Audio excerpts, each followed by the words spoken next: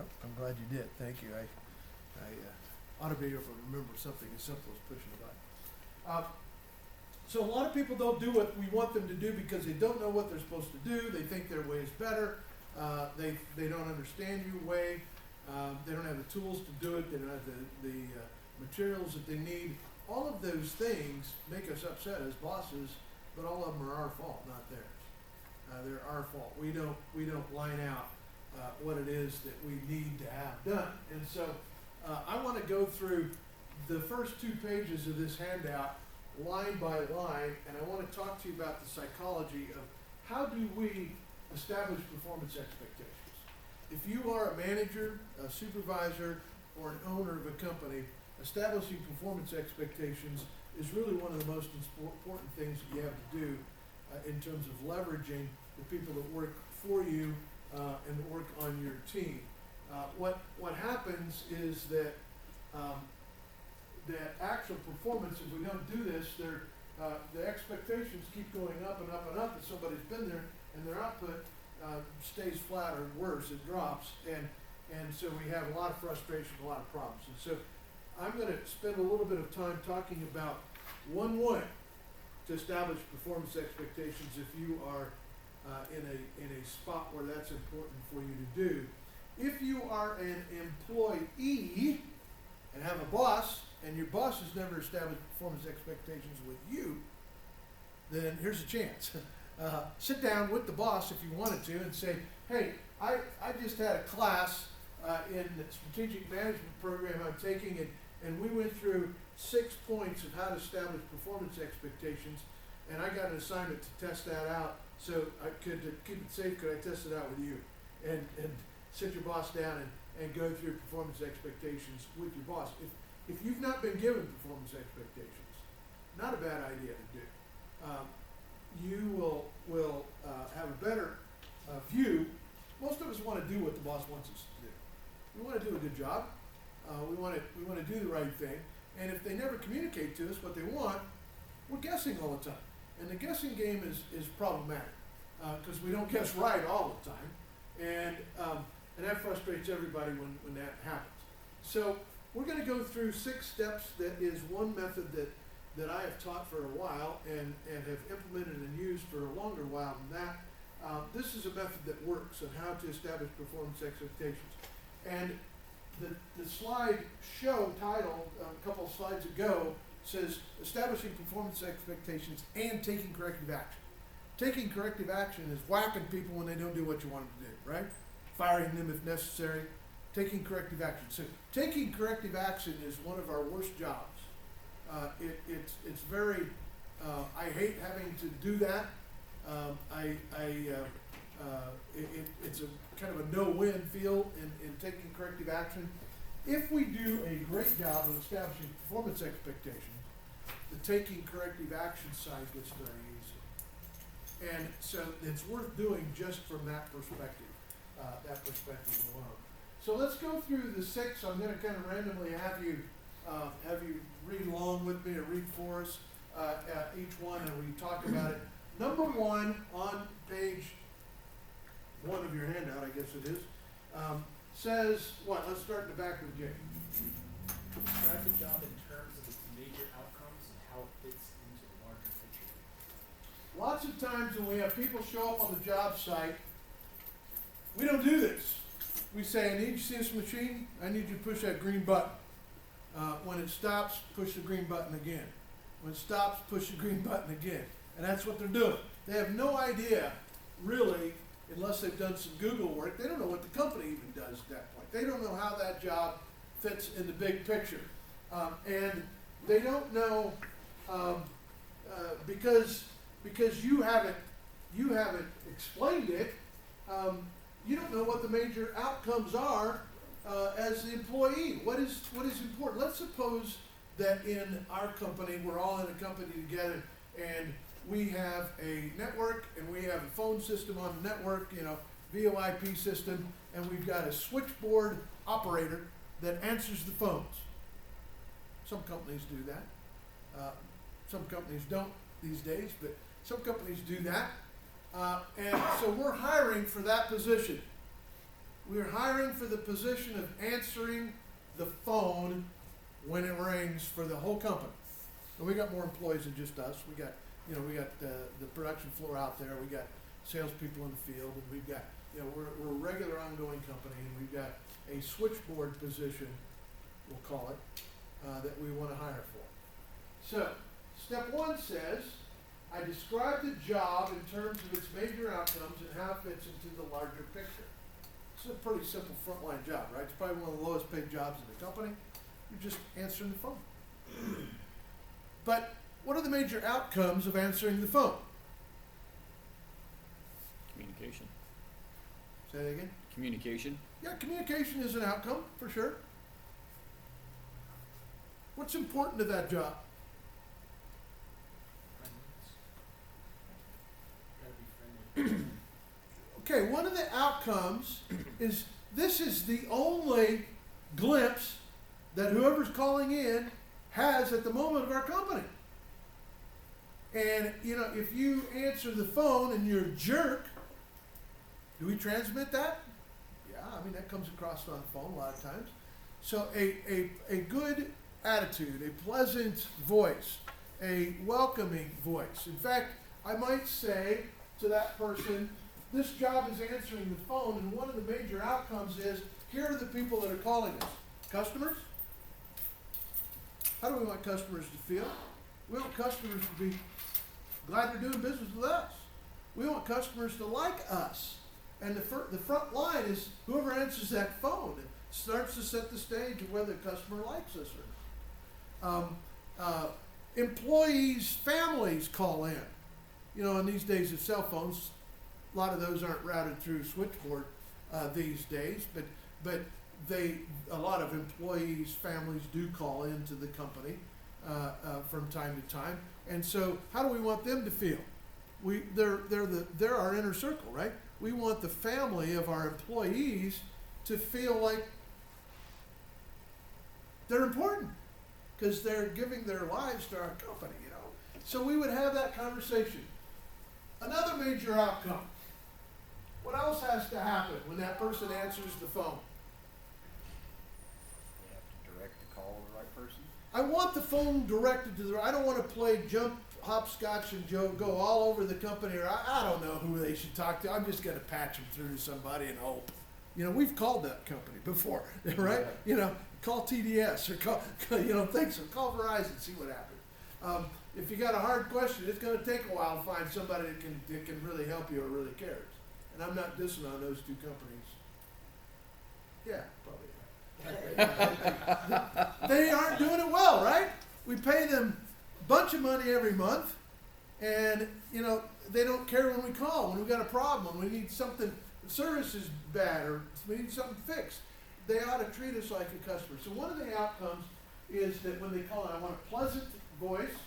I want them to feel like they're happy they've called us. I'm answering the phone with a person, not a computer, right? So right off the bat, how often do we get that? I love it when a person answers the phone because I can get to what I want to get to usually faster. And so that's a good thing. And I don't want them to jump me all over the place. So it's important that they know how to connect the call to the right kind of person or right department. So that's something they're going to have to learn. They don't know it now. We just hired them. But that's the second major outcome. What's the third major outcome that's important? Quick answer. I would like, I really would like the phone answered on the first or second ring and get the right answer rather quick. How in call centers, we measure that stuff. We measure how long they're on hold, how many times they are connected twice. These are part of the analytics of call center phone systems. We're looking at that all the time and have been for 20 years. This isn't new. We've been doing that. We want quick answers, and we know if the phone's been answered on the first, second, third, fifth, 10th ring. And so I don't want it answered on the 10th ring. I want it answered on the first or second ring so that it feels like they're important, whoever called in. And then when they tell us what they want, I want the answer gotten to them quickly if you can. So both sides of speed is important here. What's another major outcome? What do switchboard people have to do quite often? People on hold. Well, they put people on hold. Don't put me on Don't put me on a hold forever. I think there's a permanent hold loop someplace that just says Steve on it. And they just gonna stick me on it. There I am.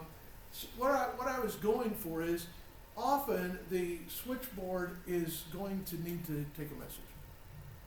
They can't connect me to the right person. They can offer to put me through to their voicemail. When they do, I go, no, don't, stop, don't.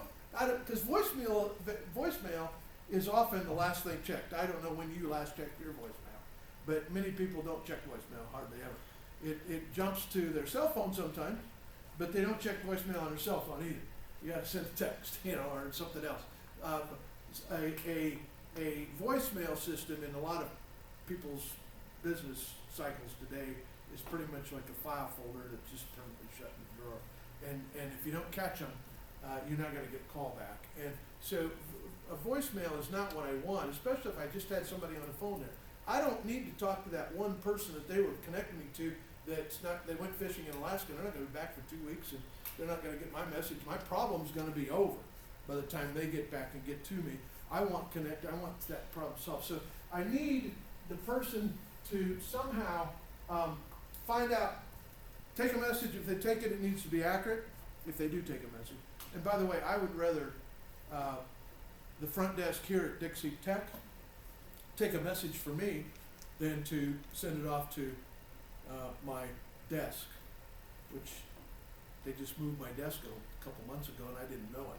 It was like, it's in a better place actually, but I don't spend any time on my desk. I don't make money at the desk. I don't get paid to sit at the desk. And so I don't use my desk. And so I want somebody at the front desk here to take a message down and say, so-and-so called, they're having trouble getting registered, would you call them back and work through it? Now I know the message, it's accurate, I know the phone number I need to call back, I know the person. I want that to be accurate. So that's a major outcome. Information needs to be accurately captured. Have you ever gotten a message and it's the wrong phone number? In some internal systems, it's pretty broken, and that's not okay. So to sit down with the person that just hired and say, I didn't even get past number one. I'm on number one. I'm talking about the job in terms of its major outcomes. You are one of the most important people we have. You are the front line to the public. They call here, they talk to you. I want them to get, so I call that, your job is to deliver warm fuzzies. Whoever calls in, even somebody we owe money to, I want you to give them the warm fuzzies in some way when they call in, that they're not disappointed and they don't think you're a bitch or a jerk, life is too short for that. So I want the call to be handled quickly. I want it to be answered quickly. I want it to be accurately dispatched to whoever needs to talk to that person. And if there's a message to be written down, I want it to be the right number. I want their name spelled right. I want it to be accurate. And one final thing. It's one thing getting that all right and written down and accurate stuff, but if they don't get it to me for 2 weeks, they need to take that information down and make sure I've got it so that I can respond to it. So there's a lot of places for that to break down. And when I'm looking at a job like this where we expect it to work flawlessly all the time, we're not paying high dollars in most cases for this person. I can tell you some exceptions to that. I might while we're talking about this. But so step one, does this all make sense? Do we know our job? What are the major outcomes for our job? Do we know what it is? For a service advisor, it's at a car dealership, they don't fix cars, they don't fix trucks.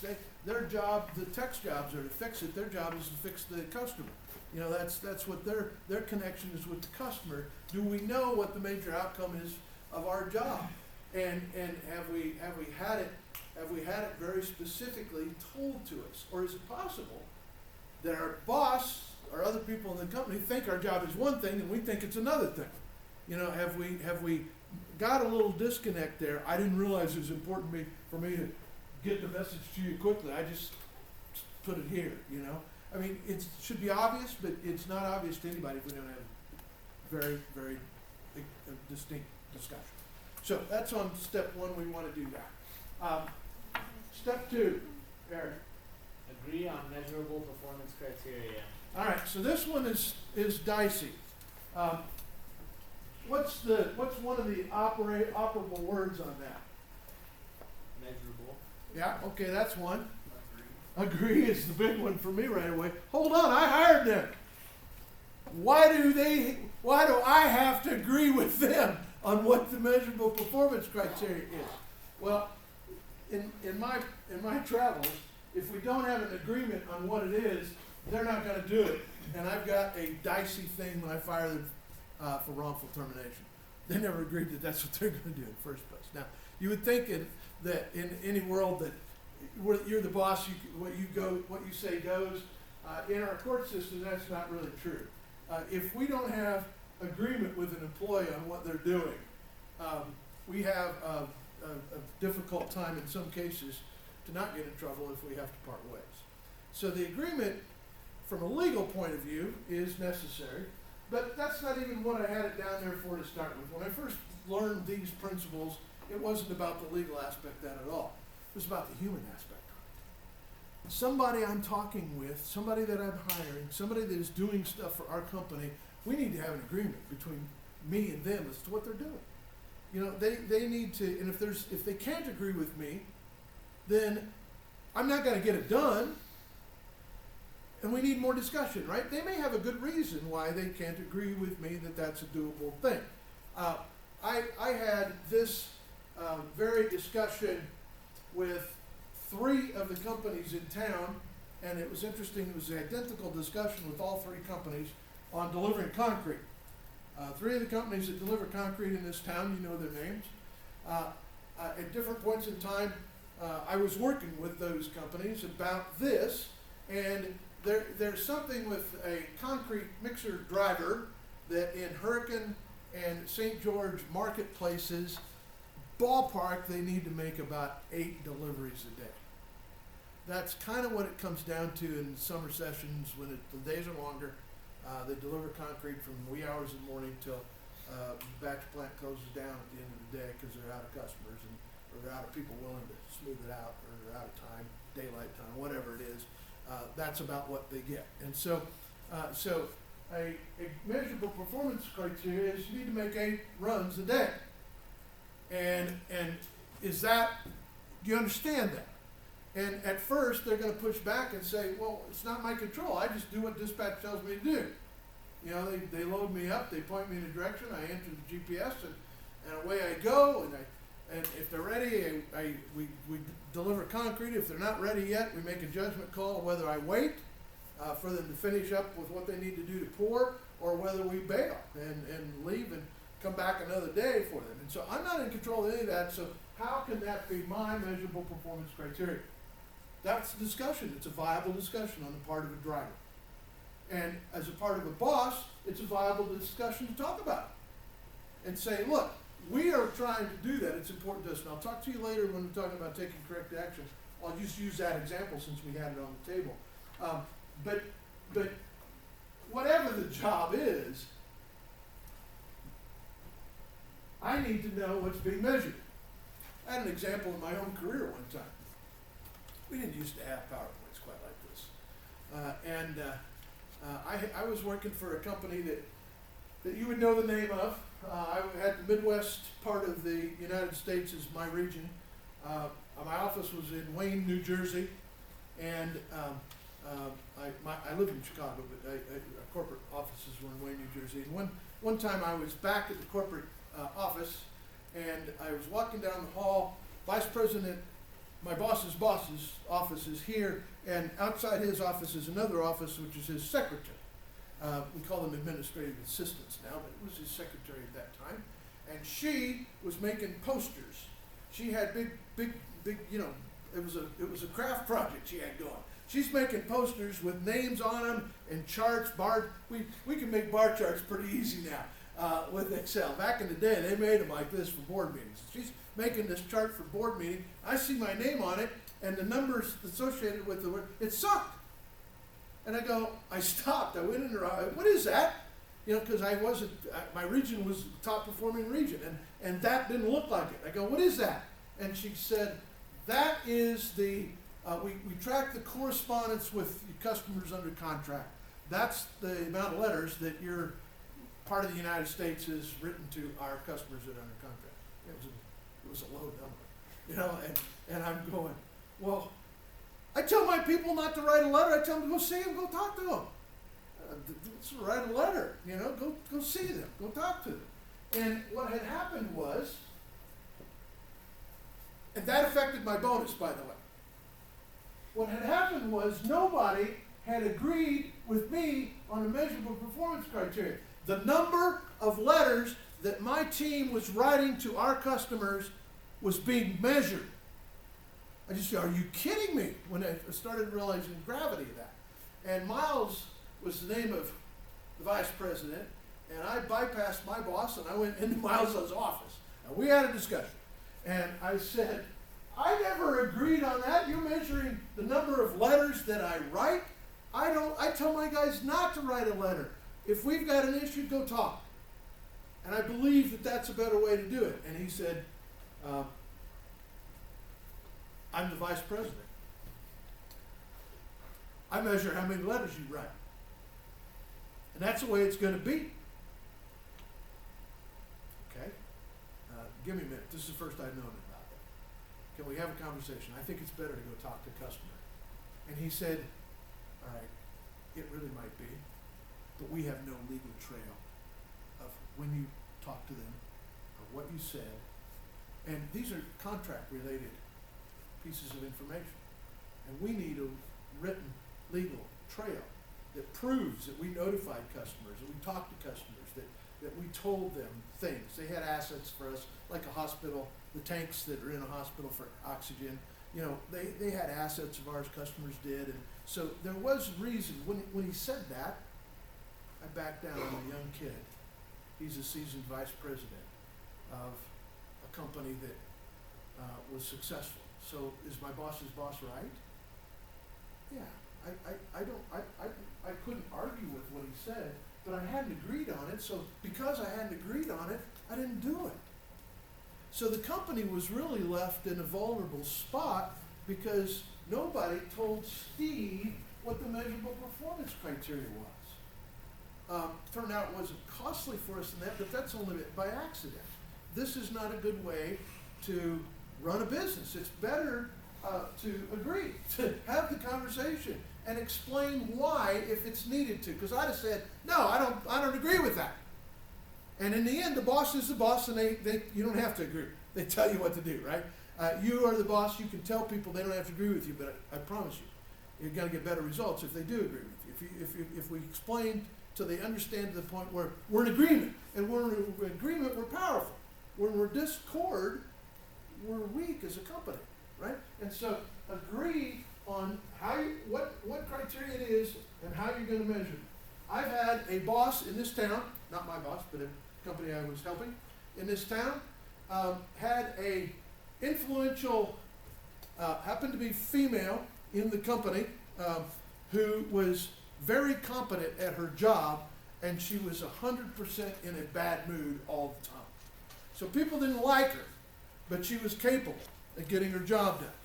And John, her boss, said to her, I'm just learning about this. We were going through this with their executive team, and he said, I have a thing to agree on measurable performance criteria. What you do very well, but what I'm going to start measuring is how often you do it with a smile. When I see you, you better smile at me. You don't have to feel it in your heart, but you have to give me a smile. And I want you to do that with everybody else, and I'm going to be measuring that. Now that's ludicrous, but that's real life. That really happened to a company here in town, and he's very successful. She became much more successful as well, because she didn't realize that she was grumpy all the time, and she had some family reasons that were justified. And so she was, what she was leaving at home would make any of us grouchy. It was not okay.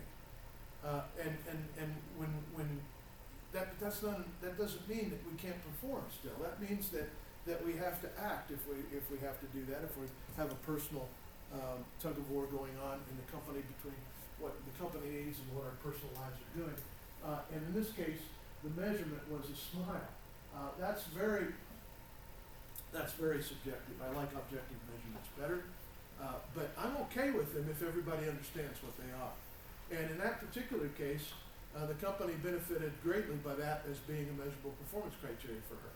And so this is gonna be different for every employee that we have, in terms of what we need them to do, and how we need them to do that. But if we don't have the discussion, and if we don't have agreement, the chances are that we're not gonna be as strong as we could be. Number 3, Leandra. Mutually identify necessary skills, resources, and guidelines. Okay. This is an interesting one. I have worked with large groups in larger companies, and I have done a specific test on this one. I have, eBay was one of the companies. So eBay's, I don't know how many employees they have, but they have a lot of employees. And I went through frontline employees in a few of the divisions at eBay, and I had them on a 3x5 card. You can buy those at Walmart still. And I had them write down what resources were available to them as an employee. I wanted them to make a list. And I had their bosses. I color-coded these things, and we had thousands of them. It was quite a big job. I didn't realize how big it was gonna be. But I had their bosses write down what resources were available to them. And I've done this with other companies, smaller companies as well, and there's a very, very interesting fact that always happens. There is a gap between how many resources the boss thinks he's made available to the employee to do their job, and how many resources the employee thinks they have available. There's a gap. The boss always thinks they've got more tools than they think they have. That's a problem. Because resources, sometimes it could be as simple as something like this. You've got a person on an edge bander at Wild and Wallbed. You got edge banders, right? Mhm. Yeah, okay. You got a person on an edge bander, and one of the this machine's a little bit finicky. It's had a little bit hiccups over. It's not brand new, but it works. It works fine, but it's finicky. Just getting it set up and getting it operating right. There's questions and there's things and there's maintenance that needs to be done on it. A question would be, would the employee operating that machine, or the team operating that machine, be able to call the factory and talk to the manufacturer of that machine about what they're experiencing on the machine? And in some companies, actually I would say many companies, I would maybe say most companies, the boss would say, yeah, they could do that. But in reality, somebody on the production floor and somebody in maintenance goes, no, you're not. Maintenance is going to do that. I don't want an operator doing that. And so we have a shutdown at the front line, and there's a resource that's needed, and the employee doesn't know if they can make the call or not, right? And the boss thinks they could. The owner of the company's going, yeah, I want him. I don't want this machine sitting with problems. I want it running.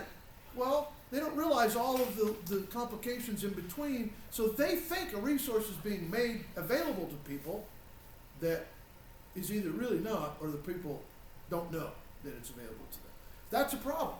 What that says is we're dealing with one hand tied behind our back sometimes, because people don't know what resources they really have. Resources aren't always dollars. Sometimes they are. Sometimes employees have more resources dollar-wise than they realize they have. They just need to justify it and explain it, so that the bosses go, yeah, we'll spend money on that. That makes sense. But we need to have that conversation about what resources do you have? Who can you call? Who can you go to? What can you get? Can you run to Ace Hardware? Do we have an account down there? Can you fast get us back up in business? And the kinds of questions that come up, we have to have this discussion, because they'll ask us, and we're going to have it more than once, so they'll have a chance to think about it. So let's go back to the first word that Leandro read. What is it? Mutually. What does that mean? Two people. Me and the person, the employee, right? The person I'm establishing performance expectations for. I'm identifying skills, resources, and guidelines. All right, we talked about resources. We recognize that we don't usually have a match on what I think is available to them and what they think is available to them. They usually think they have fewer resources than I want them to have. So I need to give them permissions. I need to let them know what resources they really do have? Who can they go to for help, and where can they get answers? I need to line out mutually identified guidelines. What kind of things are guidelines? What do we mean by guidelines in establishing performance expectations? What do we mean? Standard operating. I heard two people once, so let's go Luke first. Go ahead. What'd you say? Just like the ways of doing something. Okay. Standard operating procedures. Standard operating procedures, yes. Guidelines can be the how we do things, and to some degree, I want to include in here how we decide things. Guidelines are what we need when stuff's gone wrong. We need what guidelines? How do we do this? When do you need to tell me, and when do not want to know? You know, there's usually a kind of again, some people just tell me everything, and it's like, stay out of my office. Go figure it out. And there's other people who don't tell me anything, and I'm completely in the dark. So those guidelines of when do we share information, when do we ask for permission, when don't we? These are kind of the things and guidelines. Where can I find the standard operating procedures? Do we really do the standard operating procedures? What if I find a better way to do it? What's our guideline for how we improve things? Do I just have maverick capability of just implementing something new, or do we have a process of how we evaluate and implement something new? And those fall under guidelines, and we need to let them know what the guidelines are. Now here's the powerful one. Identify necessary skills. Probably they got most of the skills necessary to do the job, or you wouldn't hire them. But it wouldn't hurt to review those. Say, why I hired you is because we thought you knew QuickBooks. Turns out you don't. So that's a problem right there. But so going through the skills that we think they have because they responded to our ad, they got it on their resume. That's one thing that I want them to know. If they say they can do it and they were fudging a little bit, I might be okay with that if you go home and study and come back and bring it. But if you don't, if you're just lying, then that's a problem right out of the gate, right? That's a problem. But where the power here isn't for what you are doing.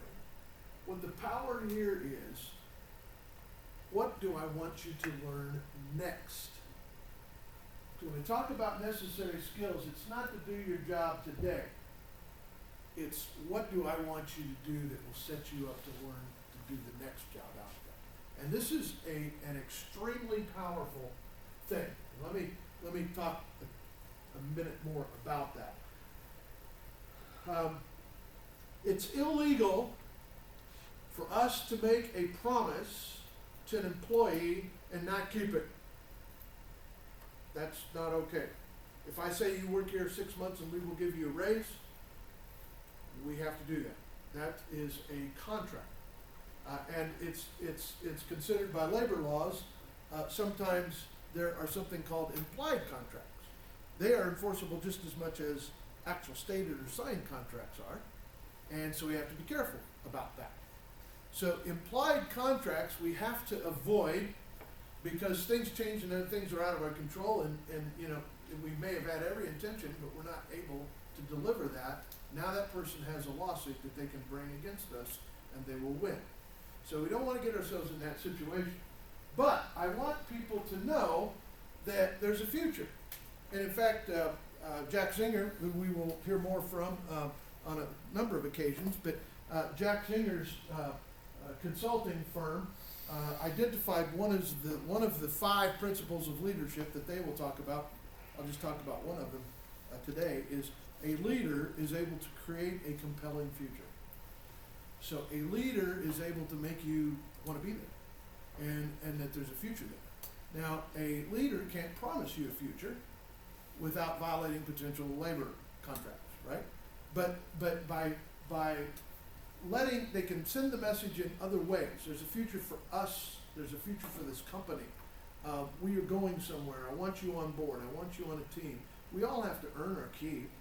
We can get kicked off a football team, and anytime we jack up our knee, we put on injured reserve, and you're off the team, and it's nothing that you really even did. It just happened. In this case, if a employer said to you, I'll use an example like this one, because some of you in this room have had this happen to you. Employers said, if you'll take this course at Dixie Tech, we'll pay for it. Some of you are in exactly that situation. Others of you are paying yourself, and I'm not talking about that. I'm talking about the case where an employer has said, I'd like you to learn this, this, and this, and we'll send you to school to learn. Now, let's just put that on a time frame. Let's say that was 1 year ago. For some of you, it was 1 year ago. Your boss is supporting you going to school and getting some knowledge in some way.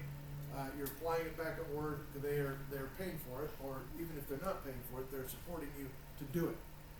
What happens to your internal psyche if you want to quit during that 1 year and take another job? What happens? Makes you feel like you owe them now, or You're not going to they're do it. Stop paying for it. You're going to think twice. You're going to evaluate twice. It doesn't mean you can't, but it means that you feel an obligation because they're investing in you and your future, and they're supporting you in your future, and we feel like we owe that back a little bit. Plus, I'm learning stuff that they're going to use, and I'm anxious. I'm excited about doing that. I'm not going to tend to leave because the boss is helping me learn some new stuff. That's an incredible psychological tie. If you want to impact turnover, say, our team is doing team presentations. We're doing continuous improvement. We're doing a Lean Six Sigma Greenbelt project, whatever it is. We're having these meetings, once a week or every other week, and we're trying to improve stuff, and we're going to present that to the management team. And nobody on our team knows QuickBooks, knows Excel good enough to put a chart together. We, perform a trend, make graphs and make charts. And I would like you to do that. Would you be willing to, go online, take a couple, evenings and study up on Excel and learn how to make charts for us, for a team? You'd be representing our data. If you pick somebody out on your team and you charge them with doing that, pay them or not, doesn't matter. You're investing in the knowledge they won't quit. That doesn't mean they can't, but they won't tend to. I'm just giving you a tendency. Because you're interested in their skills. When we're trying to improve people's skills, they want to stay improve their skills. And so we have a dramatic effect on turnover by taking the time to do it. In some industries, there's an enormous amount of turnover. What about a pizza store? How would you like to have employees on, that you gotta keep, you think there's turnover there? It's kind of the definition of the fast food industry. It's an enormous amount of turnover. And it's a nightmare to manage. I don't know tonight if you got your regular people there, if you had to reach out and stuff. Turnover is a nightmare in a lot of industries, fast food being one of them. And so if you're in a spot where doing that, you can minimize turnover. You can't eliminate it, but you can minimize turnover by helping them work on their skills, and they know that you're watching them working on their skills, and they will tend to want to stay with you. If you're investing in them, they tend to want to stay with you. And that's just a human dynamic that all of us have inside of us a little bit. And so as a manager, if you can tug that just a little bit, so I mutually say, here's what I want you to learn next. Here's the tools and things I'm giving you that I want you to use these resources. If you need more, I want you to talk to me. And here's when you need to come ask me. And here are the guidelines of how we do stuff. If these are clear in their minds, the chances of them being a top performer are higher. Right? And there's a ton of data out there. I'm not presenting the data today, but there's a ton of data out there that shows that. Angelina, the next one. Determine priorities. All right. So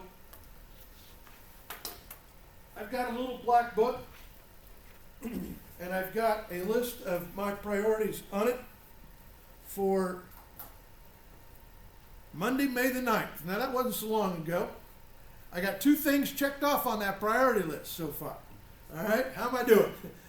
The facts are, if you fill one of these out at the beginning of every day, your to-do list, and many of you do, but you don't, nobody carries one of these anymore. I understand that. I know you got it on your phone, you got it at other means, but it still works in pencil and paper, by the way. The facts of the matter is, all of you had priorities today. When you started work this morning, you had a list of priorities that you wanted to get done.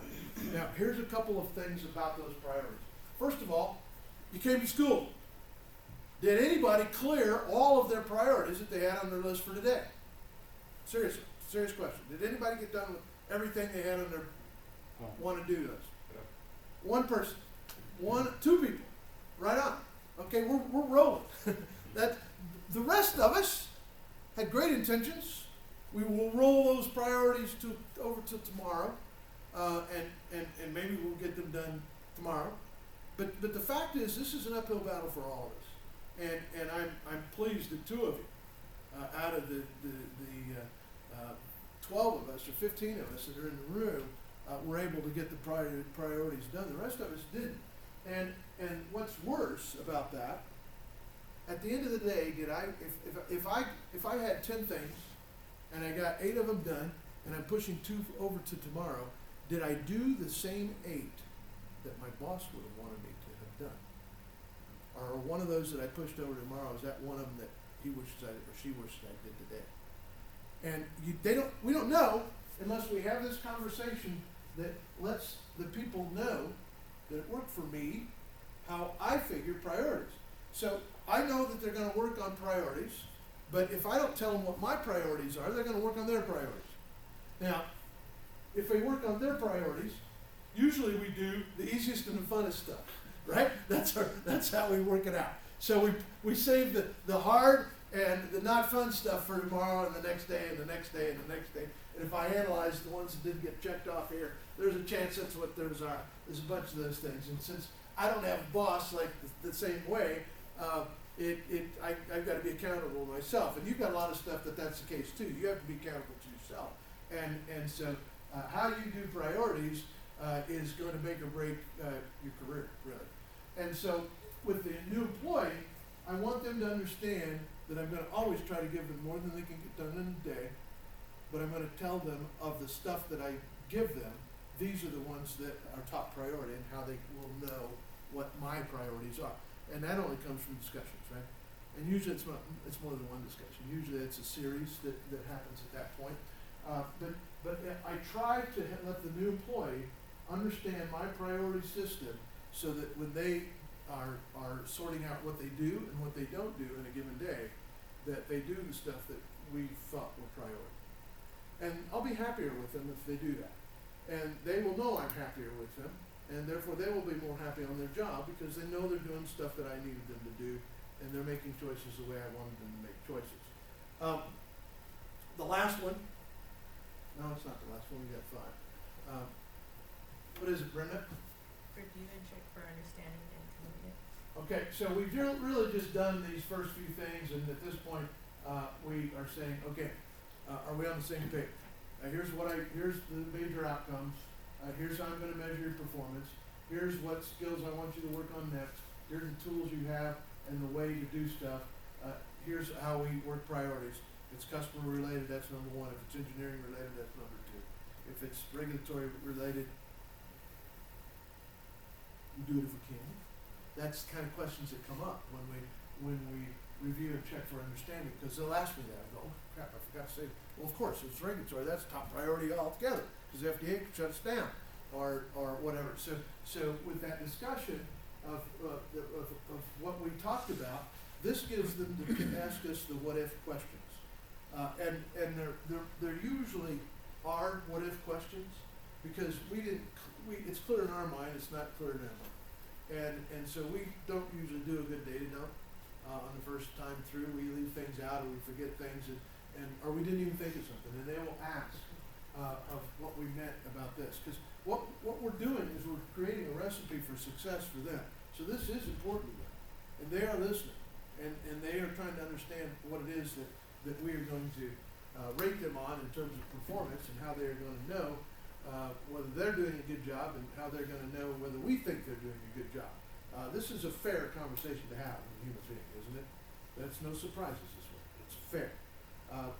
Number 5 is a review. That is happening on the day of establishing performance expectations. This looks like it takes a long time. It took us longer to explain it than actually in real life it takes to do it. It's not a very long process if we aren't winging it, if we've thought about it. And we're prepared when we start the meeting, when we have this meeting. But they will have questions, expect that and allow for that. And then number 6 now, Set a date for an early progress review. okay, this is the second review.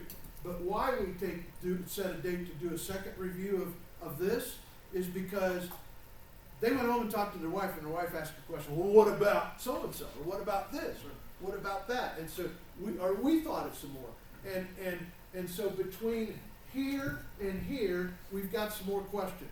Plus, you've done some work, I may have some observations to say, okay, remember when I really wanted you to just go ahead and do that. You didn't need to come talk to me. Gives an early chance for us to have some feedback back and forth about how they understood the performance expectations. So I would do this one, maybe a week, not long, because if it gets too long, we send the message of, we're just going through motions, and they don't care. A lot of companies, when they do establish performance expectations, they are just going through motions. They're checking it off for HR, for legal purposes, to say that we told them what to do, and here it is, it's proof, they signed it, and it wasn't really a heart thought thing to help them be successful. And this is a heart thought thing where we really want them to be successful, and we want to set it up so they can do. And so I have 2 review dates. Now, there's one other thing that I'd like to add in here, at risk of knowing that many of our companies don't agree with this, including the college here. I think that performance reviews, this is establishing them up front, this is a review, this is a review.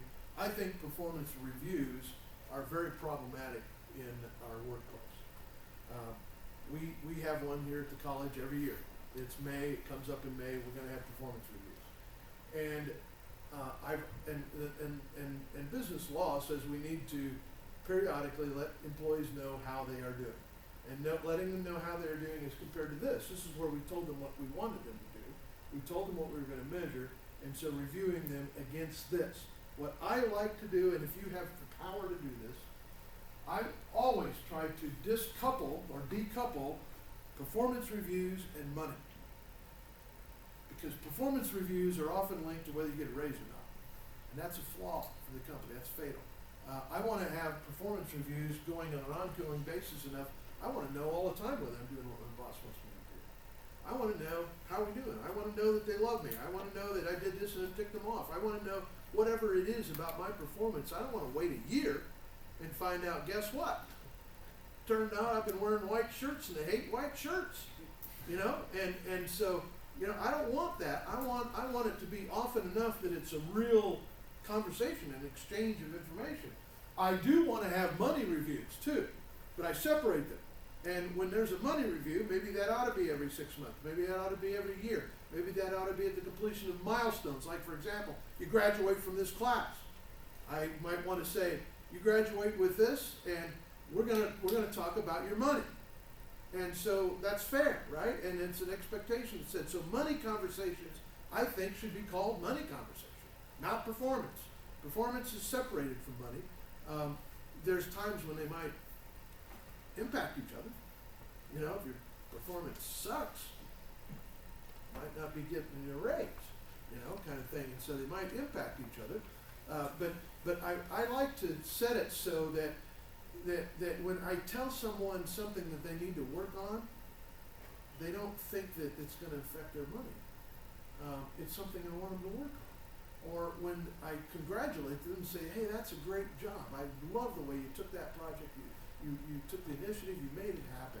I don't want them immediately turning around and asking me, well, and how about paying me more money? I want money conversations to be separate from performance conversations. You do too. I mean, if you're the boss, you want that. Because when it's time to have money talks, you don't want to have to, what happens if I'm in a spot where the boss says, we're not giving raises this year, we're going to give 2%, 5%, some little token thing across the board. So you got to give everybody a C grade on performance, because if you give them an A grade, they're going to expect more than the average increase in pay. You've just talked over yourself. You painted yourself in the corner over money, and it wasn't necessarily your fault. It could have been partly your company's fault that they're just not giving raises for economic, you know, it's COVID, we barely stayed in business, and don't talk to us about a raise kind of thing. That's a viable conversation, but I still need to talk about performance.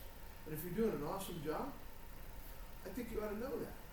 And even if we can't pay you more, even if it's not tied with money, I still want the freedom to tell. I don't wanna have to judge you poorly, so I justify not giving you a raise. That's broken, in my opinion. But every one of you has a corporate culture that has this already set in some way, and you have to deal with it. But you might toy with the idea of at least saying to your management and the owners, let's decouple money conversations and performance conversations. How do we break that link? That's tough. You gotta have a few right now. You gotta have some performance like this. Go back and establish, everybody knows this isn't about money. So let's have a review on what everybody's being measured on. So we start the conversation from fresh, and then we have a checkup in a month, we have a checkup in another 3 months, and you remind, this isn't a money conversation, this is a checkup on are we measuring the right things? Are we acknowledging what you're doing? Are we mapping out skills and resources? Are they really available? Can you perform well? Because a lot of times we have problems that show up that are the system problems, and then somebody wouldn't get a raise later. Now, how often you should have money conversations? That's really up to the owner to say what they think is reasonable. And then if they let everybody know what they think is reasonable, then you kind of have a chance to kind of evaluate that. And some systems are rather broken. At the college here, they don't change the pay. Whatever you negotiate on the day you come to work, that's what you get the day you retire, pretty much. There's cost of living and there's a few other things like that. But if you want to make money, don't teach. That's not where the money's at. It's fun to do. You better make your money doing something else earlier or whatever, because that'll aggravate. And that's just the reality of this. Not all colleges. It's the reality of this one. Knowing that, that helps take the pay conversations and put them in perspective where they need to be. But we still have performance conversations that have nothing to do with pay, because the pay's going to stay the same, or you're going to lose your job. It's one of those two. Either you're good to go for another year, another class, another whatever, or you're out. It's that kind of thing on performance. Is that right? I think if you guys owned the college, it wouldn't be that way. I think you'd do it differently. I think if I owned the college, I'd do it differently. And the same may be true back at work for you. You may have owners that have made a decision that you have to kind of work with. But if that's the case, put it on the table with the people so we all understand what it is. And most people, I'll ask this in another class, but let me ask it right now. How many people in this room have ever taken a job for less money than they were currently making? Has anybody in this room taken a job for less money? Half of us in the room have taken a job for less money. Why is it? It's because money itself isn't the driver of a work. And we will talk about that when we talk about motivation. I'm financially driven. It's a great scoreboard. I like making money. I have no issues with that. But it's not our primary driver in most cases.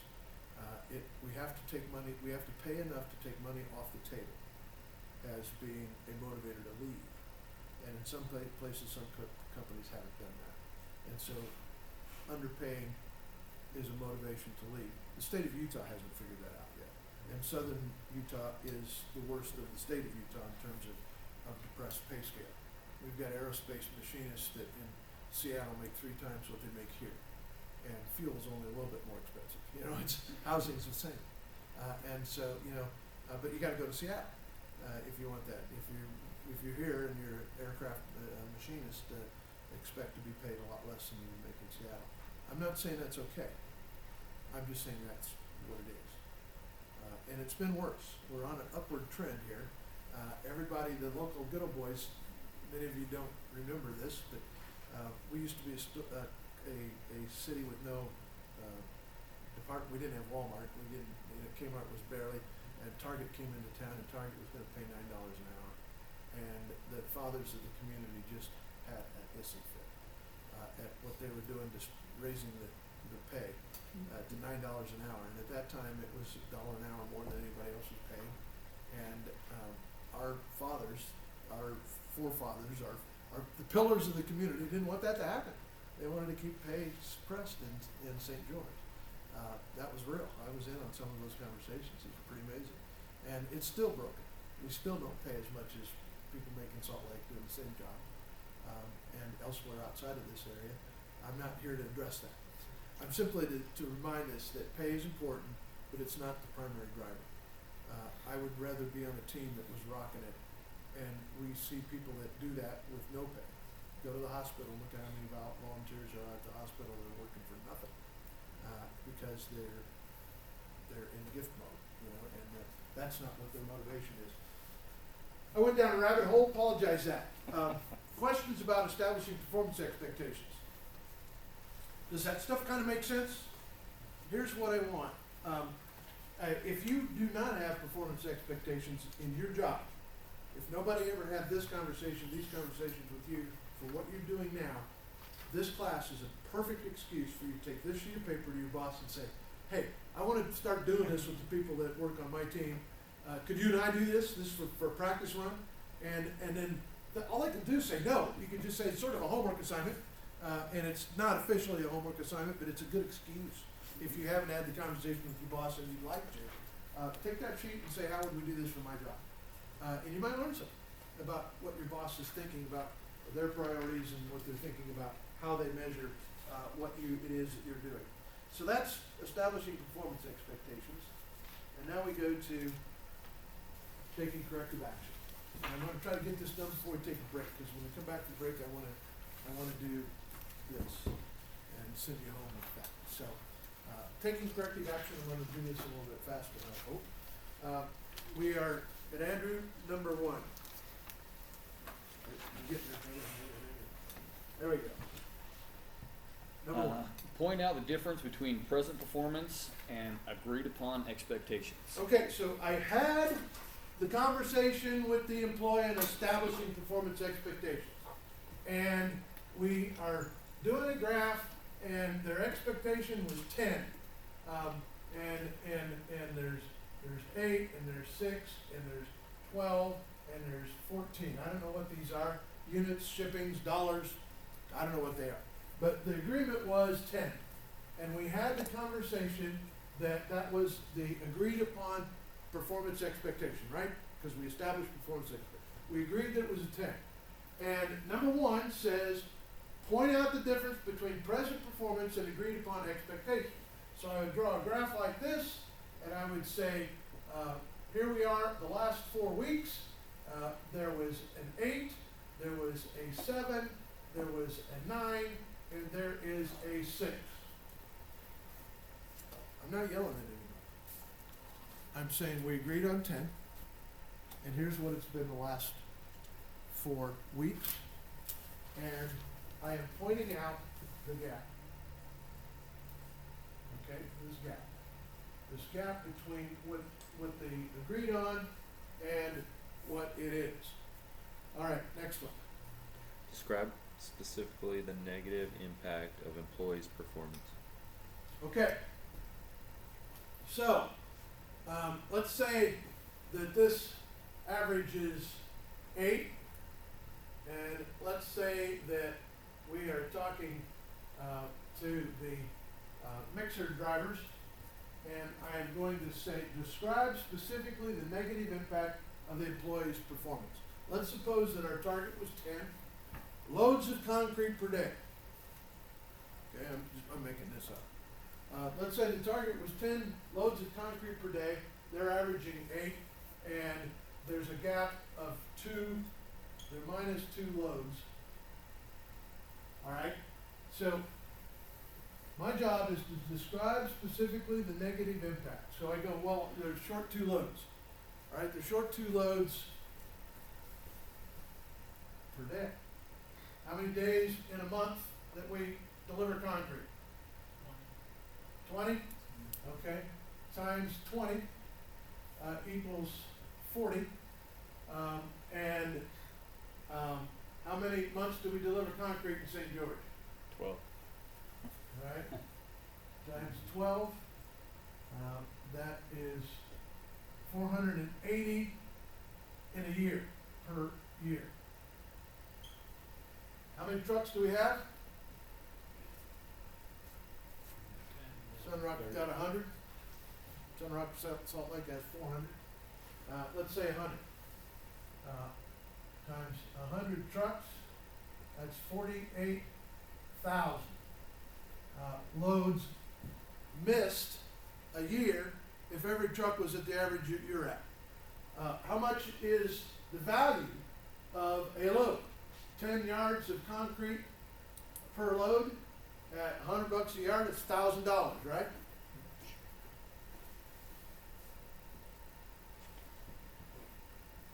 The problem of making 8 loads per day instead of 10 is a $48 million problem. You see that? If everybody was at 8 a day for the year, that would hit us $48 million. Is that a big number? It's an enormous number. And so taking they're just off by 2, that's close. That doesn't sound like a big number, but what's the impact of the 2? So you take it for your real world, whatever it is, whatever the performance is, and say if everybody did that, and we did it for a year, or we did it for 2 years, put the number so that there is probably most of these things we're talking about. If there's no impact, then who gives a rip? Let them make 8 a day if there's no impact. But if there's a $48 million impact, I'm going, let's focus on this puppy and see how we can make 10 a day, right? And so I have the discussion of what the negative impact is. This is not the negative impact of the employee. This is a negative impact of the performance, okay? We've separated the person from the performance. They're not bad. That performance is not what we agreed on, all right? The third one. Get the employee's view of the situation. Okay, this is powerful psychology. Because I'm at a spot they're short of what their performance expectation is. I'm at a spot of needing to fire an employee, almost, right? I'm good. Their performance stinks. I need to get rid of them, but it's not humane to do that. I need to have a conversation. We had an agreement on what they were going to do. They're short of that agreement. I'm not barking at them. I'm showing them numbers. I'm saying why that number mattered. It's a $48 million problem. And if everybody did it, that's how big the problem is. What's going on? In the third one, it's I flip it, I play psychological judo. I'm not barking at them. I'm not saying you are failing. I'm not saying anything like that. I'm saying what's going on. Because this performance might have a reason. And if I fired them, I might get sued for wrongful termination because it's not their fault. Could very well be. Could be dispatch is telling me customers are dropping off like flies. Everybody's sick. They can't go to job sites because of COVID. We don't have the business. I don't have orders to deliver. I delivered everything dispatch had. There was nothing left to deliver. Or boss told me to go to the first 2 deliveries and actually help them flatten out the concrete because we're charging extra to do that. And it wasn't just a delivery run. I'm finishing concrete on my knees. I didn't know that. And so there may be, by asking them, what's your view of the situation, I'm going to learn something. The damn trucks don't run. You know, I get out the job site, I can't start it, I can't do the washout, the water tank leaks, I can't do the washout on it, I'm begging water from somebody else on another truck to wash this one out. You find you got equipment problems. You've got the software isn't working. The maintenance isn't up on the machine that they're working with. You find out stuff that's not the problem of the operator. It's not the problem of the employee. And thankfully, I didn't bark at them. Thankfully, I didn't fire them. I found out what was going on. And so it could be that there's a very, very good explanation of why. In fact, this number 2 off of what their target was might be a superhuman effort. Should have been 4 off, but they jumped through hoops and they magically made it only 2 short instead of being 4 short. And I wouldn't know that if I didn't have the conversation to give them a chance to talk. And I think that's a mistake when we do that. Now, number 4, where we at? Where are you, man? Ask for, Hang on, Turn this hang on. off. yeah, there you go. Okay, all right. Go ahead. Ask for ideas on how the employee can correct the situation and add your own thoughts. Okay. Whose ideas are these? The employees. Yeah, you're asking the employee. And you're asking really for a plan. How can they correct the situation? And so, you know, you're not telling them how they have to correct the situation, you're asking them how they are gonna correct the situation. And so, they're gonna come up with something, well, let's go, to dispatch and let's make sure there's no delays between what they write up and what they said, cause they don't let us know, and they know, and, you know, there's a gap there. Well, maybe we're gonna work on the gap. And so they come up with a plan. Whose plan is it? It's their plan, right? I'm giving them ideas if their plan's not gonna make it, cause they may look at me with a blank look and go, I have no idea, it's your problem, what are you gonna do? You know, in which case we're gonna talk. Because this is our problem, of course, they're correct in that, in a sense, but it's our problem. I wanna get them to get in on it, and so let them know how important it is, and what's gonna happen, and what we're gonna do, and that, here's how I think we might approach it. And then they get a chance to say, well, I don't think your way's gonna work, I think you gotta do this or this, and that's fine. This is a discussion between two friendly people. I hired them, I picked them out, they're on our team. These are players, they haven't been fired yet. Performance has dropped, they're missing free throws, but I'm not yet ready to throw them off the team. I'm gonna give them a chance to come up with a plan. What's the plan? Now, step 5. Brad? Explain any steps you plan to take and why. Okay, this is where we tell them how we are going to fire them. If we get the plan and we say, okay, all right, so I find a reasonable reason why you're at 2 short, but we still gotta be at 10. All right, so but by a certain time frame, we need to be at a 10. And that's the step. We are here and we've got certain things that are gonna happen, and you've gotta be at a 10. And I tell them the time frame. You've got 2 weeks or whatever it is. In step 6, I'm telling them exactly what's gonna happen. Either they're gonna make it, or I am going to do this. If 2 weeks go by and we're still below 10, I will give you official letter that says that your production is not acceptable. You will have 2 more weeks to fix that if we believe in the, you know, a warning and whatever. This has to be, whatever we say in point 5, this has to be exactly legal and in sync with your company policies. You have to treat everybody evenly and fairly across, even-handedly is what the courts say. So whatever plan I'm putting together here has to be in sync with what our employee manual says. If you get 2 chances or 3 strikes or whatever the company policy is, we have to, but what we're doing is we're telling them what the company policy is and what the time points are. So they know exactly what's gonna happen if they don't make their number. Right? It's not a guessing game. It's very crystal clear in black and white. You've got 2 weeks to get the number to 10. If it's not, I'm gonna give you a letter. You have 2 more weeks to get the number to 10. If it's not, you're out. And so what happens is I don't even have to fire them. That month goes by and they know the number's not what it is. They come to work and say, it's my last day, right? I mean, it's not even an awkward situation because you've had a conversation and they just haven't made the numbers match. And so you tell them exactly what you're going to do. And that's not the final thing yet, though. There's 2 more steps. So this is what I'm going to do. Now, what was you had ideas, you had a plan. Now we're going to call that officially an action plan. This is what you're going to do, and to avoid these steps. 2 weeks from now, to avoid not having a 10, this is what you're going to do. And this is their plan.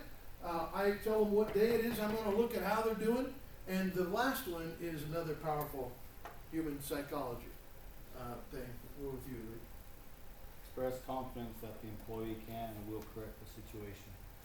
That alone is the strongest statement on the page here. That alone. When I know my boss believes in me and believes that I can pull it off, I will work harder. I don't want to disappoint them. I don't want to run them down. I like that they believe in me. And that's super important. And so if I'm going to raise this from here to here, I need to tell them, we've looked at your plan. We've got good ideas on why it's where it's at. We've got an action plan. We've got a date that we're going to look at it. I think you can make this happen. I believe in you. I'm here to help you. I don't want to fire you. I don't want that. I don't want it to fail. I want you to get there. and just believing in them will help people, buckle down and come to you early if there's a problem, a new problem that's happening. And then if they don't get it solved, they're not mad at you. They know exactly what's gonna happen.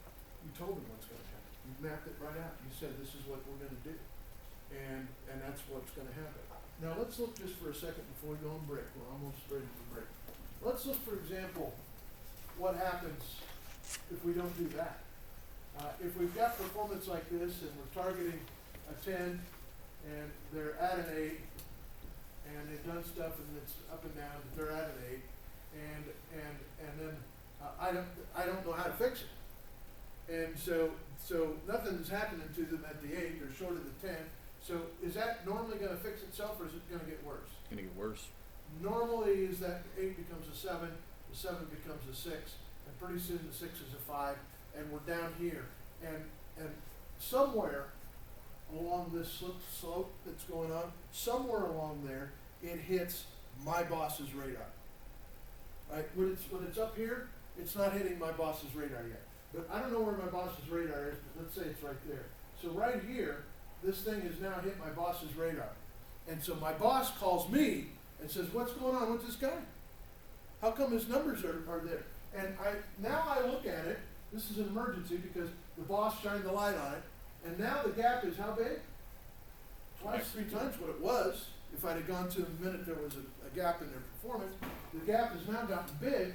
So here, what typically happens in this scenario? My boss is aware of that number. The number is now pretty far away from being easily fixed. I've got an employee that's really in trouble. So the natural thing is we've got an employee, we've got me, and we've got the boss. One of these two is going to go down if it doesn't get fixed.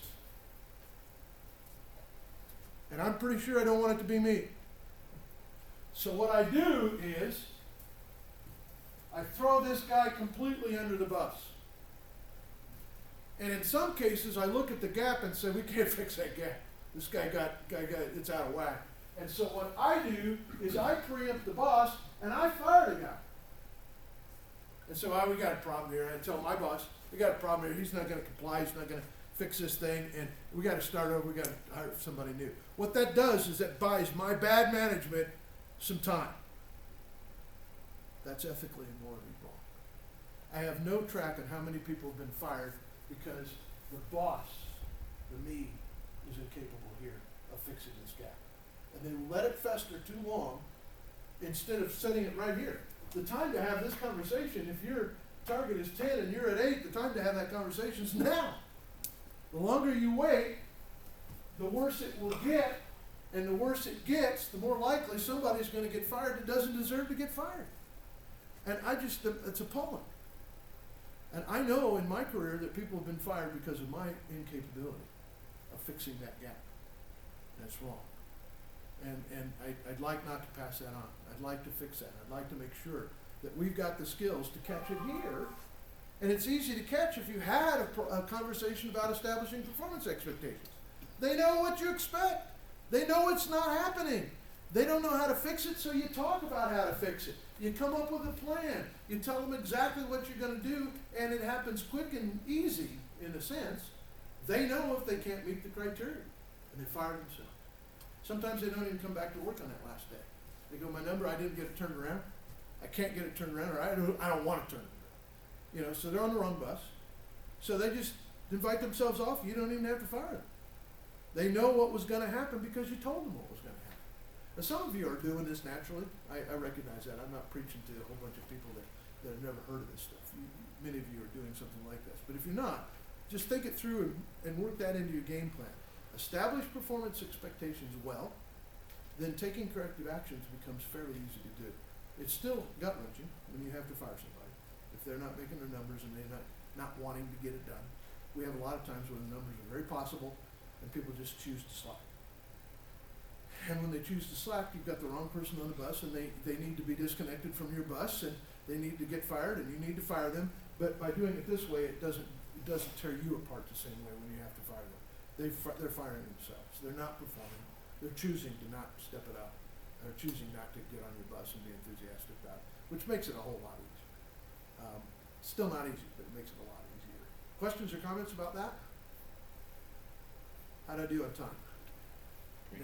Nailed it, just about. 2 minutes, 3 minutes, something like that. Let's take a break, and when you come back in, you're gonna need these 3 handouts, and we're gonna start with a test. That's, I will give you. It's an easy one. All right?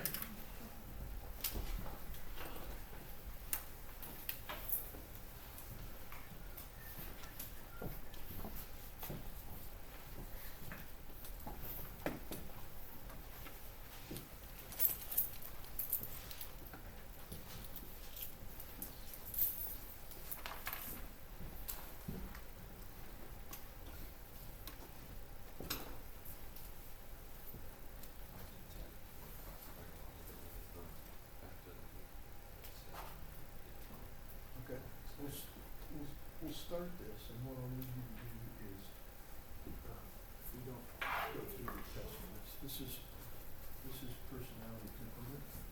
Take 2 sheets, so you have to do it. Since you're not gonna be in class, so you're gonna ask these 7 questions. And you're gonna put the answers. Same thing with Leo, excuses. No, look, it's gone. Check Not in the A, and then I promise you don't. Look at it up also again. plug it in. Yeah. Score it, Well, big and say here, have And my wife's like, our daughter then really, you will, once you call find me out break a lot. 4 letters. Whatever. And she sends him and maybe we like the coffee. But that's empty. And then you go back here and read, It was right before that. like your 16 So, will come back in. And then you can come back and see that. I left it outside the first day. And then we're gonna I have planted it outside. speak the language. Yeah. And it's been Under. like, So we're gonna build on this. So, how to speak the it's just, So it's a poor excuse. yeah, right? those are the questions. Yeah. Those are the questions. That's all. Here's on page 9. It tells you the story. So what you do is you My cup is empty, bro. Oh, yeah, yours is completely. Mine just has little bite marks. You got trade code. These two, You got proof of the bite. Huh? You got proof of the bite. I'll take a picture of it when we get home. Oh, you do? Yeah, it's still sticking out. These two should have. I should have taken a picture of it. And if you get He stuck, dug it, Oh. and then he bit the little leaves. that'll do you. And it'll take an extra step to follow along. This is a really good too. And here's the PowerPoint going through, and then here's the short on the 4, all of those 4 letters. That's what you should cover. It's not a good one. It legit happened. It's just so funny. Just man. That's right.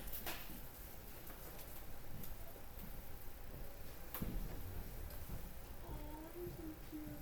Looks like a, it's kind of like a,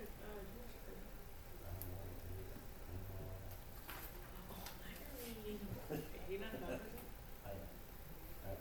My friend was such a cat person. Like, both of my friends. Well, probably my favorite one, but like, she, oh my god.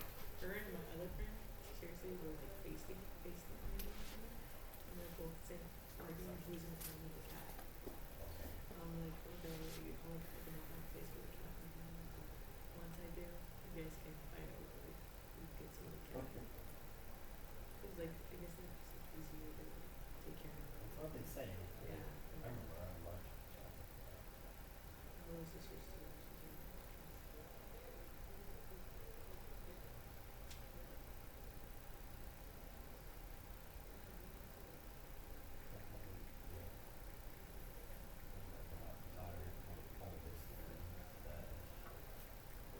see, it's cute. It's a crazy. So you're like, I'm like, it's so cute. He's cheap.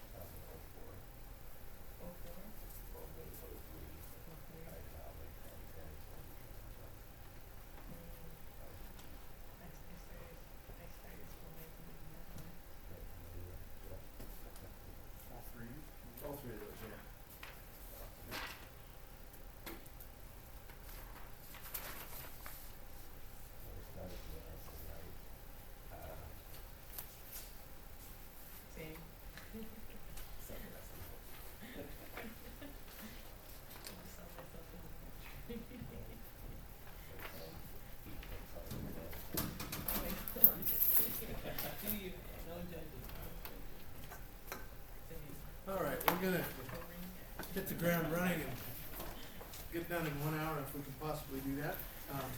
There'll be a little bit of reading you'll wanna do, with this, probably, with your family early weekend. This is a very interesting little journey we're beginning here, talking about human psychology.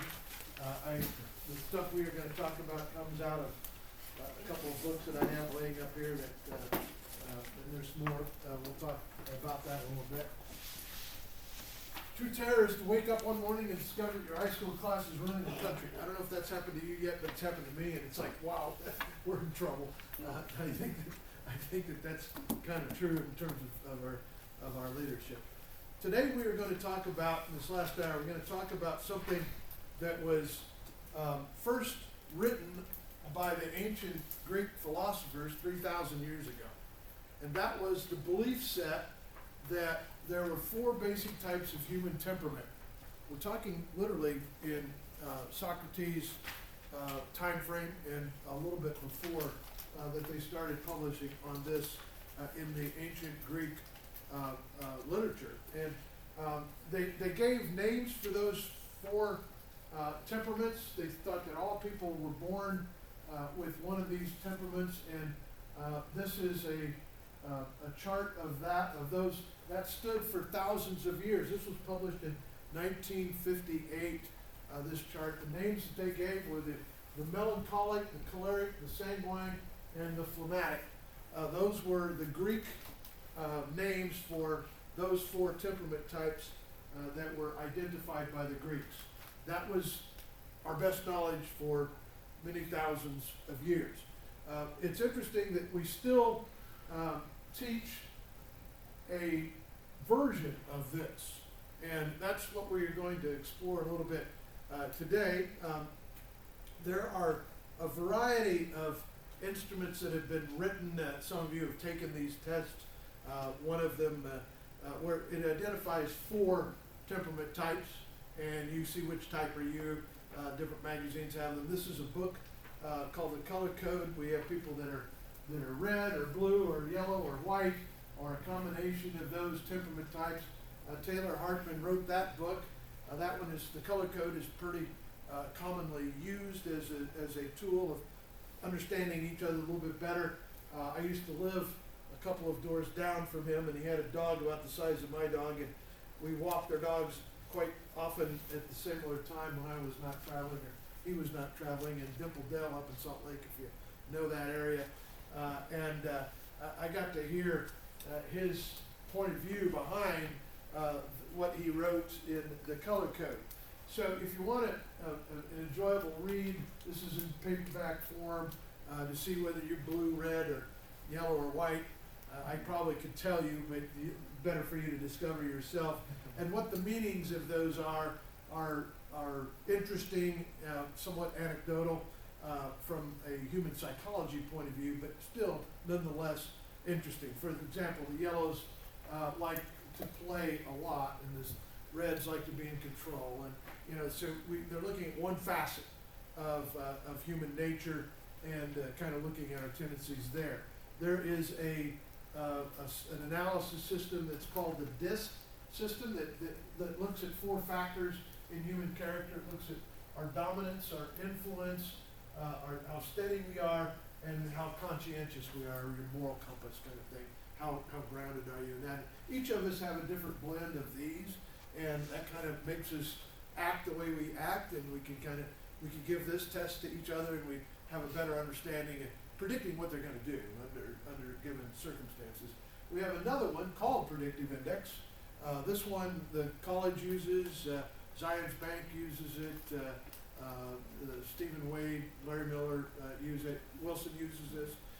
This is when you take the test, you get 3 graphs. The graph that they share is this graph, but we're looking at 4 factors of humanness.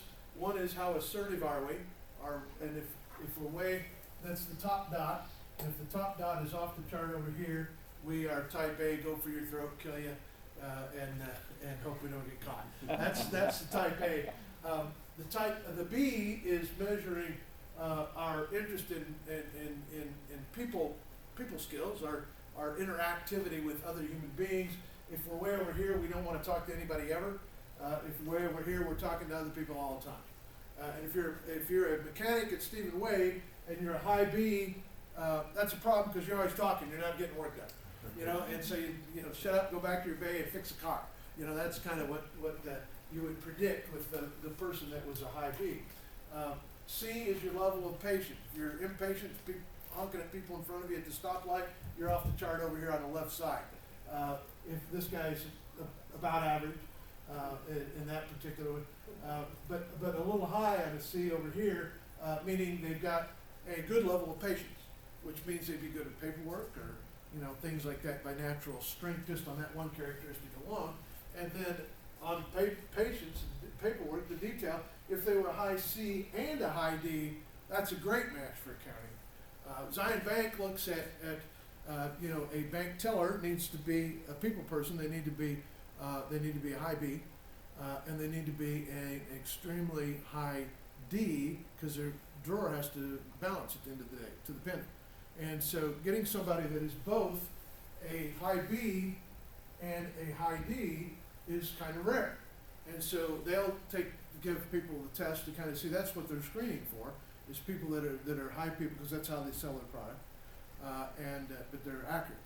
And so that's less than 7% of the population, they think, that fit that criteria for who they're looking for the ideal characteristic there. Why there are 3 charts is this is what we think we are. This is scoring ourselves. If I were to judge myself on that, I know me, and so that's what I think I am. But this one down here, called self-concept, that's a little misleading. This is what I think is expected of me by the people around me. Could be my husband, wife, family, could be my boss, could be my coworkers, it could be customer base. So they think I ought to be like this based on my title, my job, my description. So if this chart is way different than this one, we have a person that may be able to deliver this stuff, but they're in conflict with their natural wiring all day, all the time. And so that's going to cause the employee to be a little more stressed than they would be if those are exactly the same curves. And this bottom one is the one that I'm sure Wilson distributes. This is the one that they give around. This is called the synthesis, and this is the one this is what you get, kind of based on this conflict of who we think we are and what we think is expected from us. This is how we actually are more predictable to behave. And so some companies will print this chart out and everybody will have it on their name badge, or it'll be on their office door. So if you understand predictive index, you can walk in and look at it and kind of know what you're dealing with in terms of their natural wiring and their preference. We're not going to do that. But I'm telling you about viable tools. The tool we are going to look at and use is one that's been around longer than any of those that you looked at there. This one is going to be called the Myers-Briggs type indicator.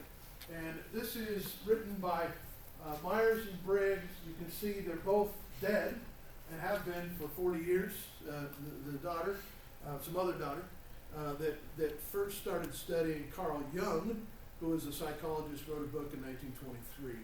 And they learned some stuff from that book. Jung thought there were 3 temperament factors. They came up with the proposition that there's a 4th, and I'll talk about that a little bit. But Jung looked at 6 pairs and 3 pairs of making 6. They looked at 4 pairs making 8, which is what we are going to look at today. And we're going to look at 2 aspects of this. The book that I've photocopied, a lot of stuff in this handout, the big handout of 50 pages, it's on 2 sides, so 26 pages, whatever it is. These pages of type that say the portrait of a, and it gives 4 letters, those words were stolen and photocopied right out of the book in blue there. Please understand me, characteristics, temperament type. That's available in hardback or paperback. It's been published for quite some time. Kiersey and Bates in Boston published that. It gives this test that we're going to take ourselves today, and it is the public domain version of the MBTI, which is a pay-for test. It's exactly the same questions, just a licensed version. We have the licensed version here at the college, but I don't have enough copies to give it to everybody, so I use the public domain version. There are 12 million of the licensed versions given last year in corporate America settings, almost all American, not all of them, but most of American settings. Then, once we understand what the Myers-Briggs is, we're going to look at the art of reading other people, a customer, a boss, people we haven't given a test to understand what their temperament is, and then how to speak their language, how to talk to their temperament type. That's especially important if it's your boss, to know kind of how to communicate more clearly and get your ideas across and influence more accurately to other temperaments. So that's what we're going to spend today and the first part of class on Tuesday learning about and learning to do. The MBTI is the corporation, it's the Myers-Briggs corporation now that publishes continuing information on this. A few things that the Myers-Briggs, it has become the standard test for psych units in the United States, the hospitals, and in psychiatric evaluation. It does not tell you if you're crazy. That's not what it is. You got to talk to somebody you live with to tell you that. It's not a test for that. It doesn't tell you how smart you are. There are no wrong answers in the Myers-Briggs evaluation. It's just what is your hardwiring. And you're going to take the test to see if it's similar to yours. So for a second, take a piece of scrap of paper in front of you, in the back of one of these, and write your name on it, please, for me. Write your name on a piece of paper.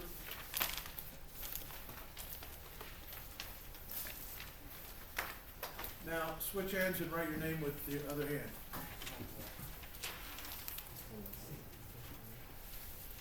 Some of you can pull this off really well, and some of us couldn't cash a check. We had to. We had one. All right, take a second and cross your arms.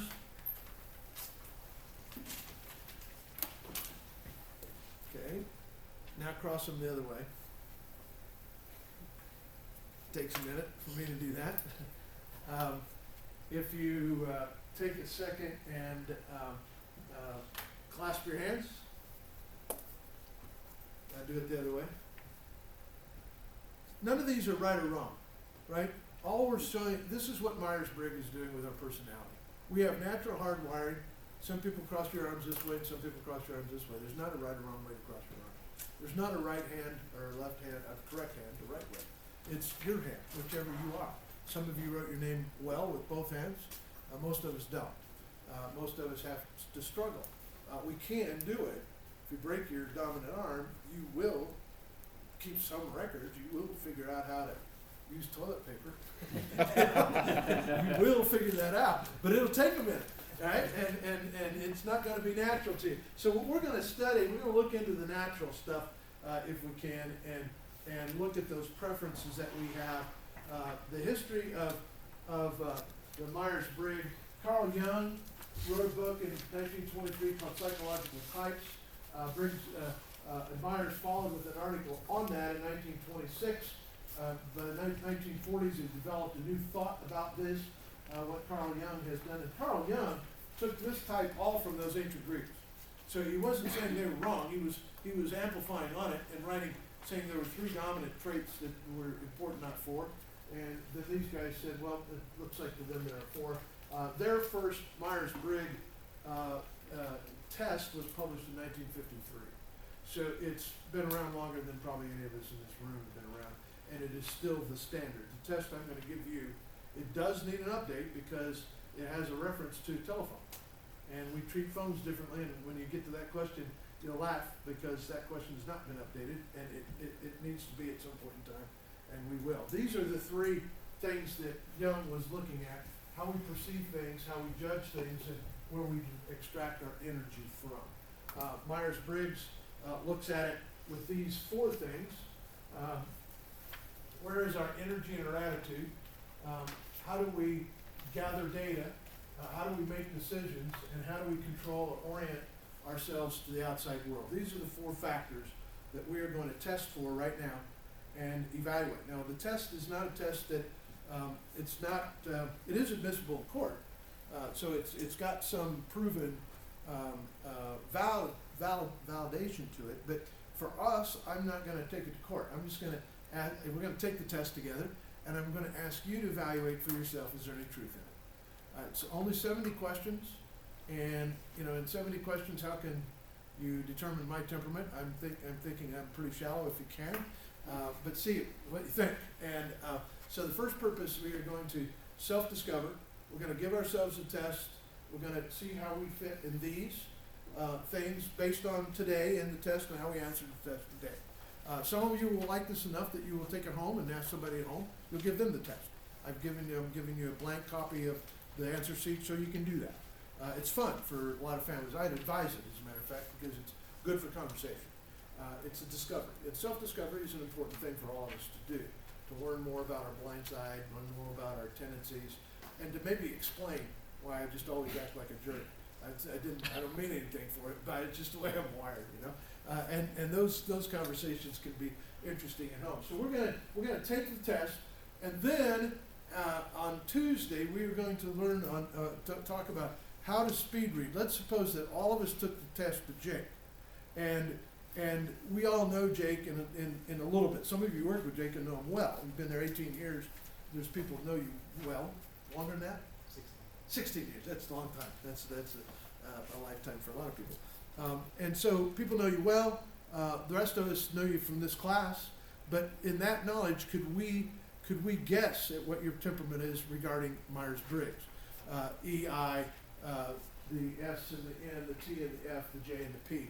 And from that guess, could we communicate with you more accurately based on speaking your language instead of speaking my language and then hoping you translate?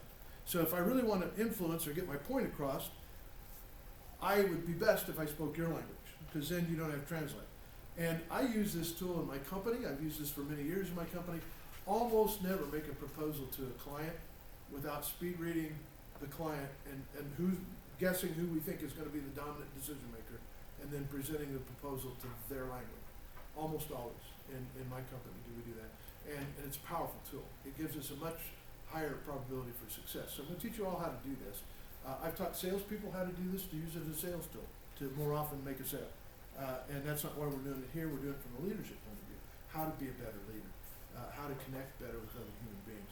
And I think that some of you would just dig this a lot. And if you don't, if you're not wired for that, that's okay. Understand it exists. I'm not asking you to adopt it or anything like that, except as you see appropriate for your world. It is a powerful tool that we have available that we can use. So what I want to do is give you the test, give you a chance to read a little bit about it. We'll talk a little bit about it, and then we'll be out of time, and we will be done. So I want to point out what I'm doing and what I want you to do in taking the test. I want you to put your answers on page 1 of this big, thick handout where it says answer sheet. The very front cover says answer sheet. Now, I have given you a slightly reduced version of that answer sheet on page 9. And so that, if you leave it blank, you can take that to a photocopy machine and you can make copies of it. You can make it as big as you want to make it, so you can give this test to your kids, your parents, your people you care about at your house. So you'll have the questions and you'll have a blank one so that you can go forward with it. But for now, I want you to put your answers on the very front page, and I am going to read the questions that you don't have to follow along, but you certainly can follow along. The questions are on pages 7 and 8. And so I'm going to read those questions to you right now, and I'm going to ask you to take the test, and then we will score the test once you have done it. So I'm going to read each of the 70 questions out loud. I will read them once, with the exception of the very first one. I'll repeat it so you get the hang of what it is that we are doing. And each of the questions are their statements, really. There's an A and there's a B. There's 2 choices. And so the answer is, off the top of your head, which is more right for you. And so you put a check mark on the front page. You put a check mark under the A column if it's an A answer, or under the B column if it's a B answer. All right, so you're just gonna put a check or an X for A or B, yes, Can I grab your pen that you have right there real quick? I'm sorry. of course, it's red ink. Thank you. Anybody else need ink? Okay. Notice that question 2 is to the right of question 1. So don't go down, you'll have a weird personality if you do that. Alright? So make sure you got the right answers going for you, the right answers going across. And so it's gonna be an A or B for all 70 of the questions. If you need a repeated question, stop us and ask for that. But you've got the questions themselves on page 7 and 8 that you could go back to. At the very end, I'll repeat any questions anybody needs as well, just to make sure. Now, if this uses words that were appropriate words in 1950, so there's some language change, and there's some of you that English is your second or third language.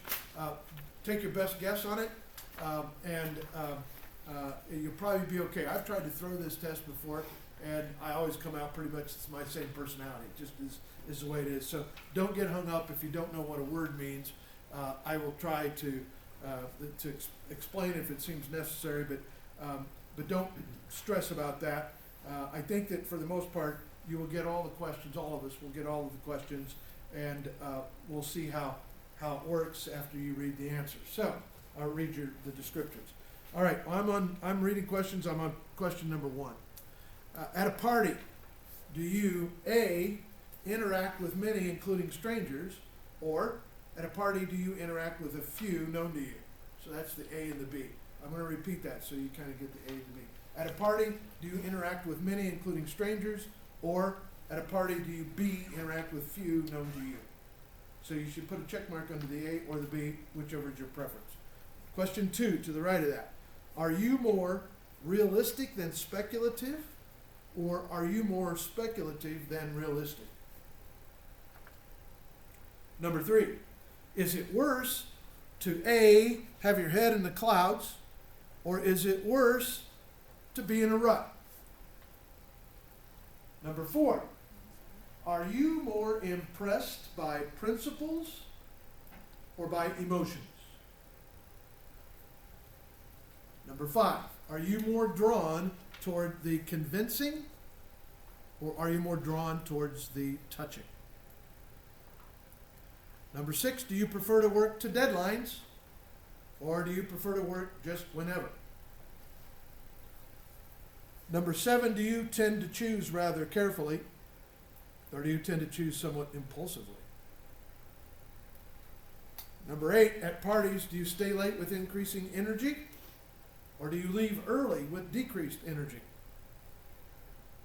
Number 9, are you more attracted to sensible people, or are you more attracted to imaginative people?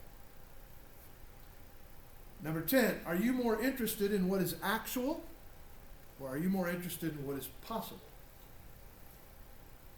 Number 11, in judging others, are you more swayed by laws than circumstances, or are you more swayed by circumstances than laws? Number 12, in approaching others, is your inclination to be somewhat objective or to be somewhat personal? Number 13, are you more punctual or are you more leisurely? Jake, you can't answer that. Number 14, does it bother you more having things incomplete or having things completed? Number 15, in your social groups, do you keep abreast of others' happenings, or do you get behind on the news? Number 18, in doing ordinary things, are you more likely to do it the usual way, or are you more likely to do it your own way? We're on 16, right? You got 18, 17, 18. Hang on. Let's review. Number 13, are you more punctual or leisurely? That's what I called Jake on. Number 14, does it bother you more having things incomplete or completed? Number 15, oh, I just misread 16 as an 8. sixes and eight, okay. Okay, number 15, in your social groups, do you keep abreast of others' happenings, or do you get behind on the news? Number 16, I just need better glasses. In doing ordinary things, are you more likely to do it the usual way, or to do it your own way? Now, number 17, writers should say what they mean and mean what they say. Or, writers should express things more by use of analogy. Now, the real number 18. Which appeals to you more? Consistency of thought or harmonious human relationships? Number 19. Are you more comfortable in making logical judgments or value judgments? Number 20. Do you want things settled and decided, or do you want things unsettled and undecided? Number 21. Would you say that you are more serious and determined, or that you are more easygoing? Number 22. In telephoning, do you rarely question that it will all be said, or do you rehearse what you're going to say? Number 23. Facts speak for themselves, or facts illustrate principles. 24. Are visionaries somewhat annoying, or are visionaries rather fascinating? 25. Are you more often a cool-headed person or a warm-hearted person? Number 26. Is it worse to be unjust, or is it worse to be merciless? 27. Should one usually let events occur by careful selection and choice, or should one usually let events occur randomly and by chance? 28. Do you feel better about having purchased or by having the option to buy? Number 29. In company, do you initiate conversation, or do you wait to be approached? Number 30. Common sense is rarely questionable, or common sense is frequently questionable. 31. Children often do not make themselves useful enough, or children often do not exercise their fantasy enough. 32. In making decisions, do you feel more comfortable with standards or with feelings? 33. Are you more firm than gentle, or are you more gentle than firm? 34. Which is more admirable? The ability to organize and be methodical, or the ability to adapt and make do? 35. Do you put more value on the definite, or do you put more value on the open-ended? That's our halfway point to 70 questions. Number 36. Does new and non-routine interaction with others stimulate and energize you, or does it tax your reserves? 37. Are you more frequently a practical sort of person, or a fanciful sort of person? 38. Are you more likely to see how others are useful, or are you more likely to see how others see?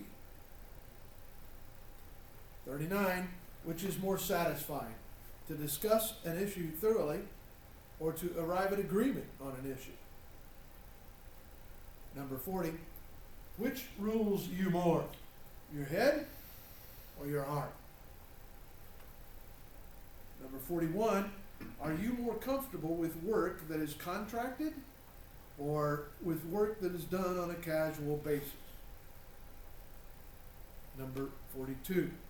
Do you tend to look for the orderly, or do you tend to look for whatever turns up? 43. Do you prefer many friends with brief contact or a few friends with more lengthy contact? 44, do you go more by facts or by principles? 45, are you more interested in production and distribution or are you more interested in design and research? 46, which is more of a compliment? There is a very logical person, or there is a very sentimental person. 47, do you value in yourself more that you are unwavering or that you are devoted? 48, do you more often prefer the final and unalterable statement? Or do you more often prefer the tentative and preliminary statement? 49, are you more comfortable after a decision or before a decision? 50, do you speak easily and at length with strangers, or do you find little to say to strangers? 51, are you more likely to trust your experience, or are you more likely to trust your hunch? 52, do you feel more practical than ingenious, or do you feel more ingenious than practical? 53, which person is more to be complimented? One of clear reason or one of strong feeling? 54, are you inclined more to be fair-minded or to be sympathetic? 55, is it preferable mostly to make sure things are arranged or to just let things happen? 56, in relationships, should most things be renegotiable or should they be random and circumstantial? 57, when the telephone rings, do you hasten to get to it first or do you hope someone else will answer? That's the question that's a little bit dated. Most of us don't have a single phone anymore. Phone rings, it's in my dang pocket. So I don't have that choice. All right. 58, do you prize more in yourself a strong sense of reality or a vivid imagination? 59, are you drawn more to fundamentals or are you drawn more to overtones? 60, which seems the greater error, to be too passionate or to be too objective? 61, do you see yourself as basically hard-headed or soft-hearted? 62, which situation appeals to you more, the structured and scheduled or the unstructured and unscheduled? 63, are you a person that is more routinized than whimsical, or are you more whimsical than routinized? That word is one we don't use. Routinized. So are you a person that is more routinized than whimsical, or are you a person that is more whimsical than routinized? Number 64. Are you more inclined to be easy to approach or to be somewhat reserved? 65, in writings, do you prefer the more literal or the more figurative? 66, is it harder for you to identify with others or for you to utilize others? 67, which do you wish more for yourself? Clarity of reason or strength of compassion? 68, which is the greater fault, being indiscriminate or being critical? 69, do you prefer the planned event or the unplanned event? And the last question, number 70, do you tend to be more deliberate than spontaneous, or do you tend to be more spontaneous than deliberate? Those are the 70 questions. If you need to go back, they're on page 7 and 8. Double check. Your gut reaction is probably the best. For some of those questions, I would answer them differently if I was at work than if I was at home. What pops into your mind first is usually the right way to go, as far as what the psychologist tells. Let's look at how to score this. So, if you'll follow along with me, I'll kind of show you what we need to do. On column 1A, you're going to simply add the check marks down, and you're going to put the number of check marks above the letter E, in the box above the letter E. Now you're going to go to column 1B, and you're going to count those number of check marks, and you're going to put that number in the box above the letter I. Now, those two numbers should add up to 10. If they don't, you miscounted or you missed one. If they do add up to 10, and one of the numbers is bigger than the other, circle that letter. If you have a 5 and a 5, put an X underneath the E and the I. Okay? Now we're going to do almost the same thing with a little twist to it.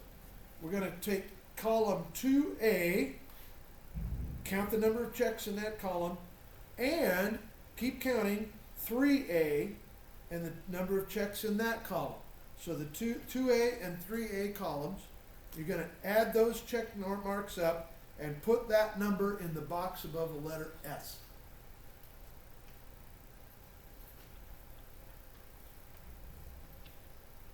Now when you've done that, go to the B column, 2B and 3B, add those two columns up in terms of number of checks, count them, and put that number above, in the box above the letter N. Now to double check your math, those two boxes should add up to 20. Those two numbers should add up to 20. If one of them is bigger than the other, circle that letter. If you have 10 and 10, put an X underneath the S and the N. Okay, we're going to do that exact same pattern for the next two columns. Column 4A and 5A, count the check marks and put that in the box above the letter T.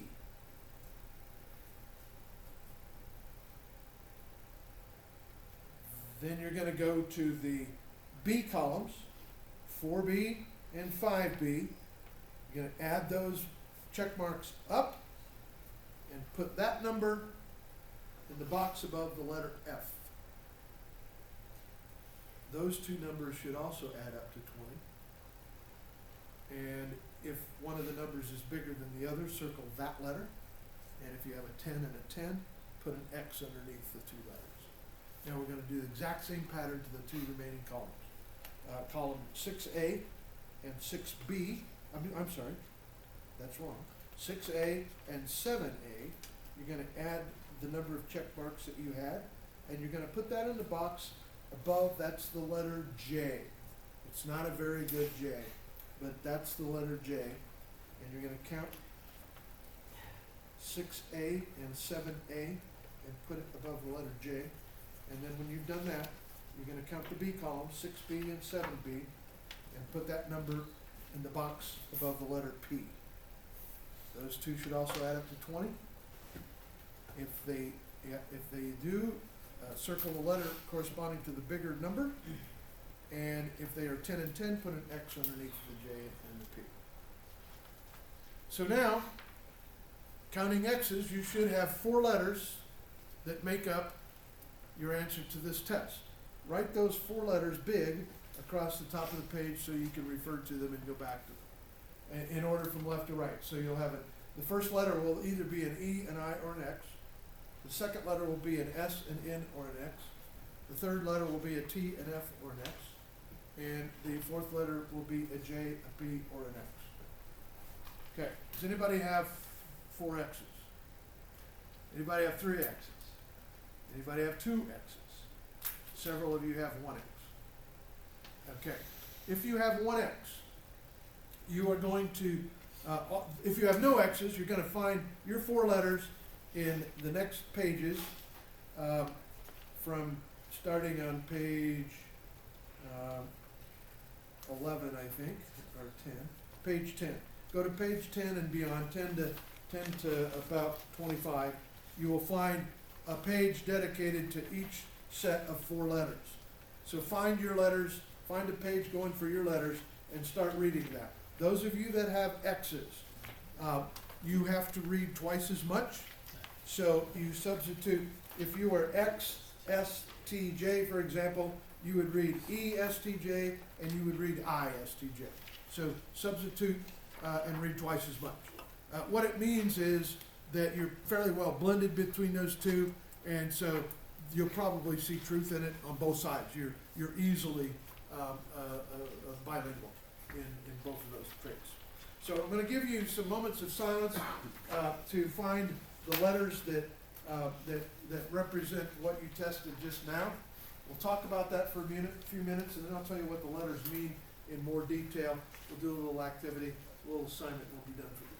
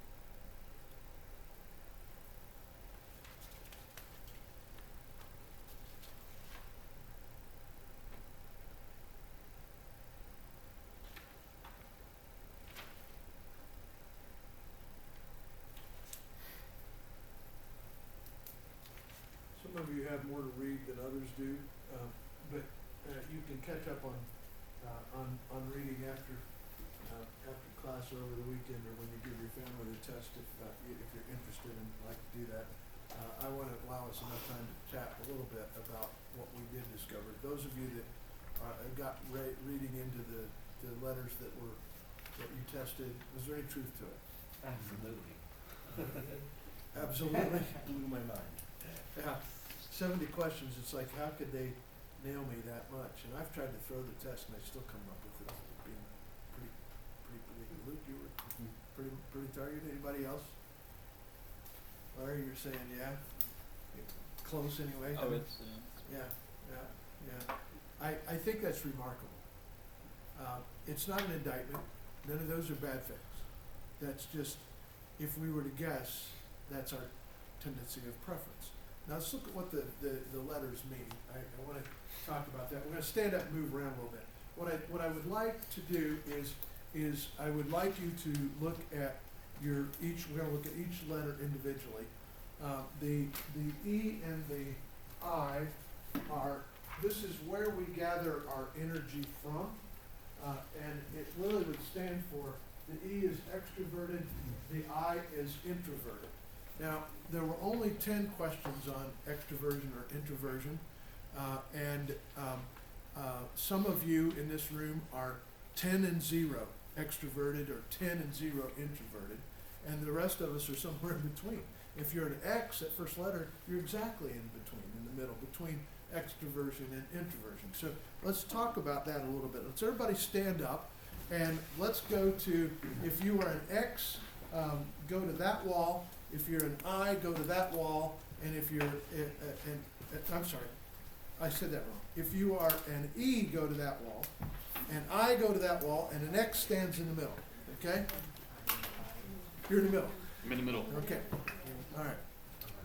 So E's over there, I's over here, X is in the middle. So the E's could be 10-0 or 9-1, 8-2. They'd still be over there, right? The X's are 5 and 5, and the I's are either 10-0 or 9-1, or so technically you should be standing somewhere in between, right? So right on the wall is 10 and 0 in both directions. So we are a blend. Most of us are a blend of some. Is anybody 10-0 either?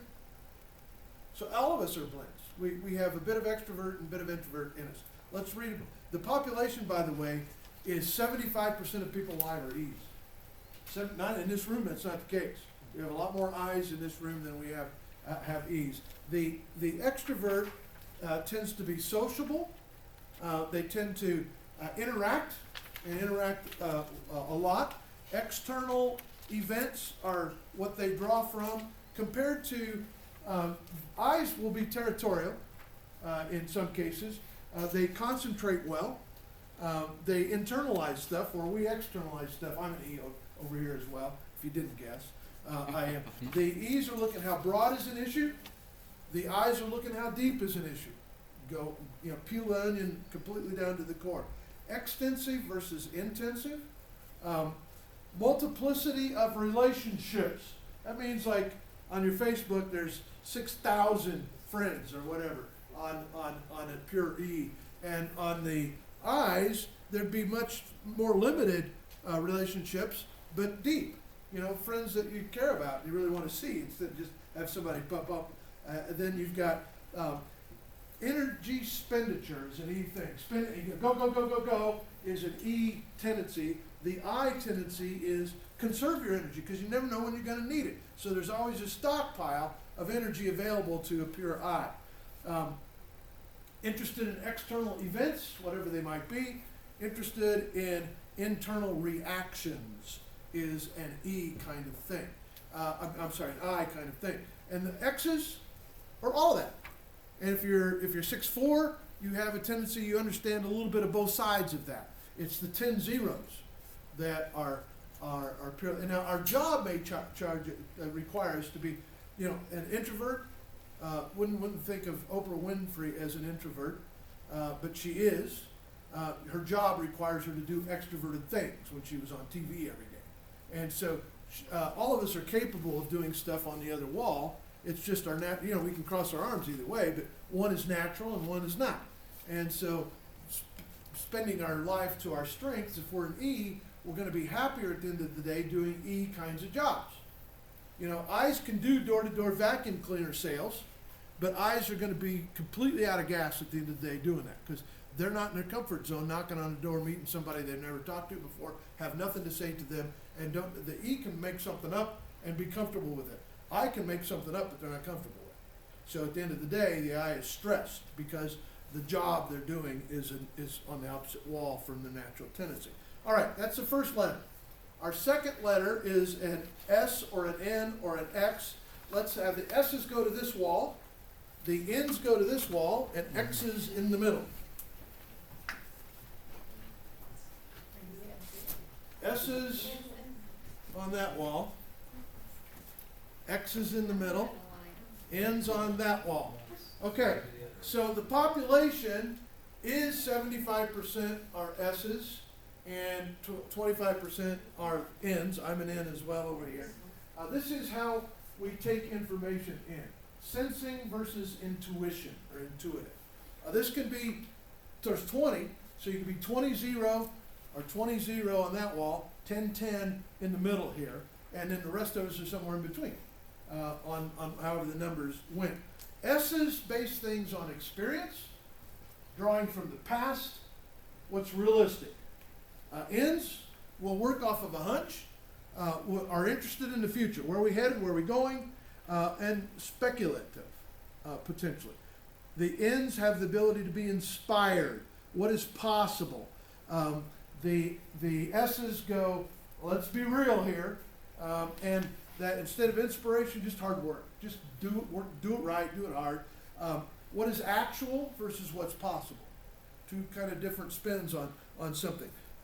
We are blamed on the inside of having our heads in the clouds sometimes, and the S's are down to earth.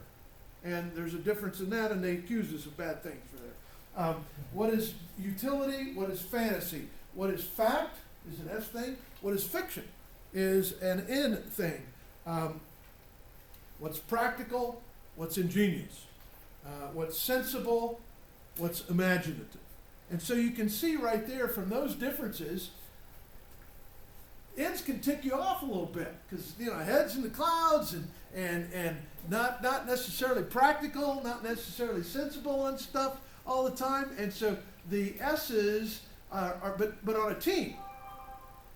a team, we need somebody with their head in the clouds and we need somebody with the rudder in the water, to keep us going straight. We need both of these in a team to go, in a company.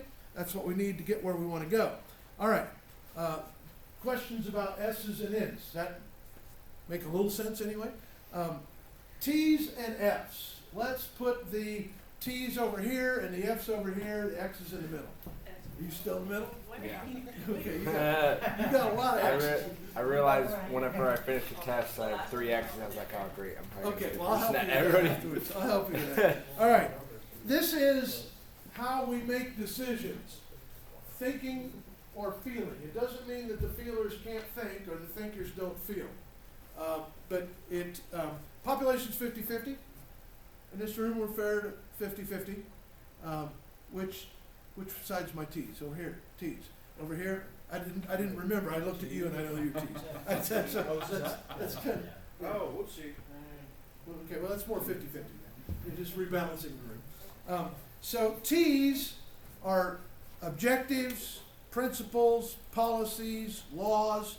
The F's, subjective, values, social values, extenuating circumstances is an F kind of thing. It kind of depends on the extenuating circumstances.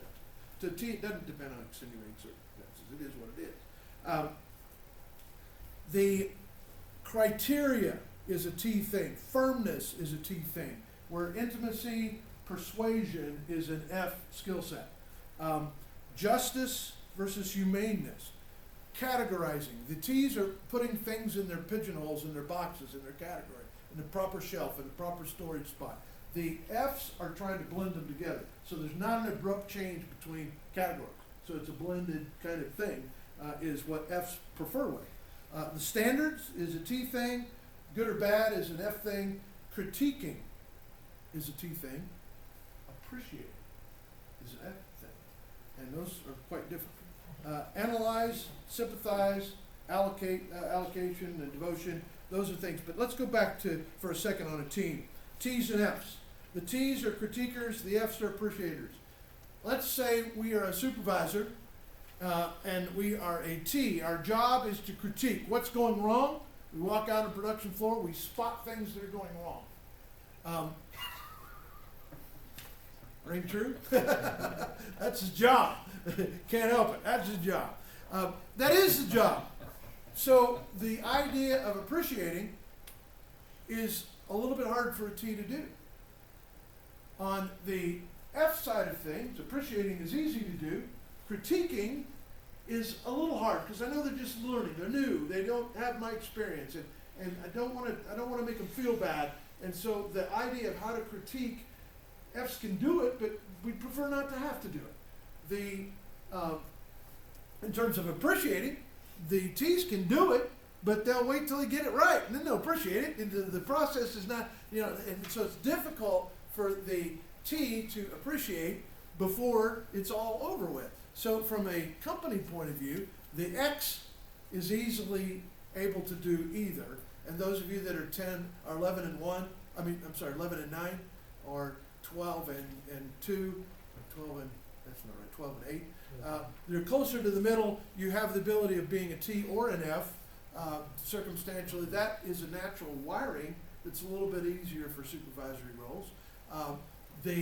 The idea of being able to instantly spot what's and critique, that is the job of all bosses, all owners, all leaders, that is the job.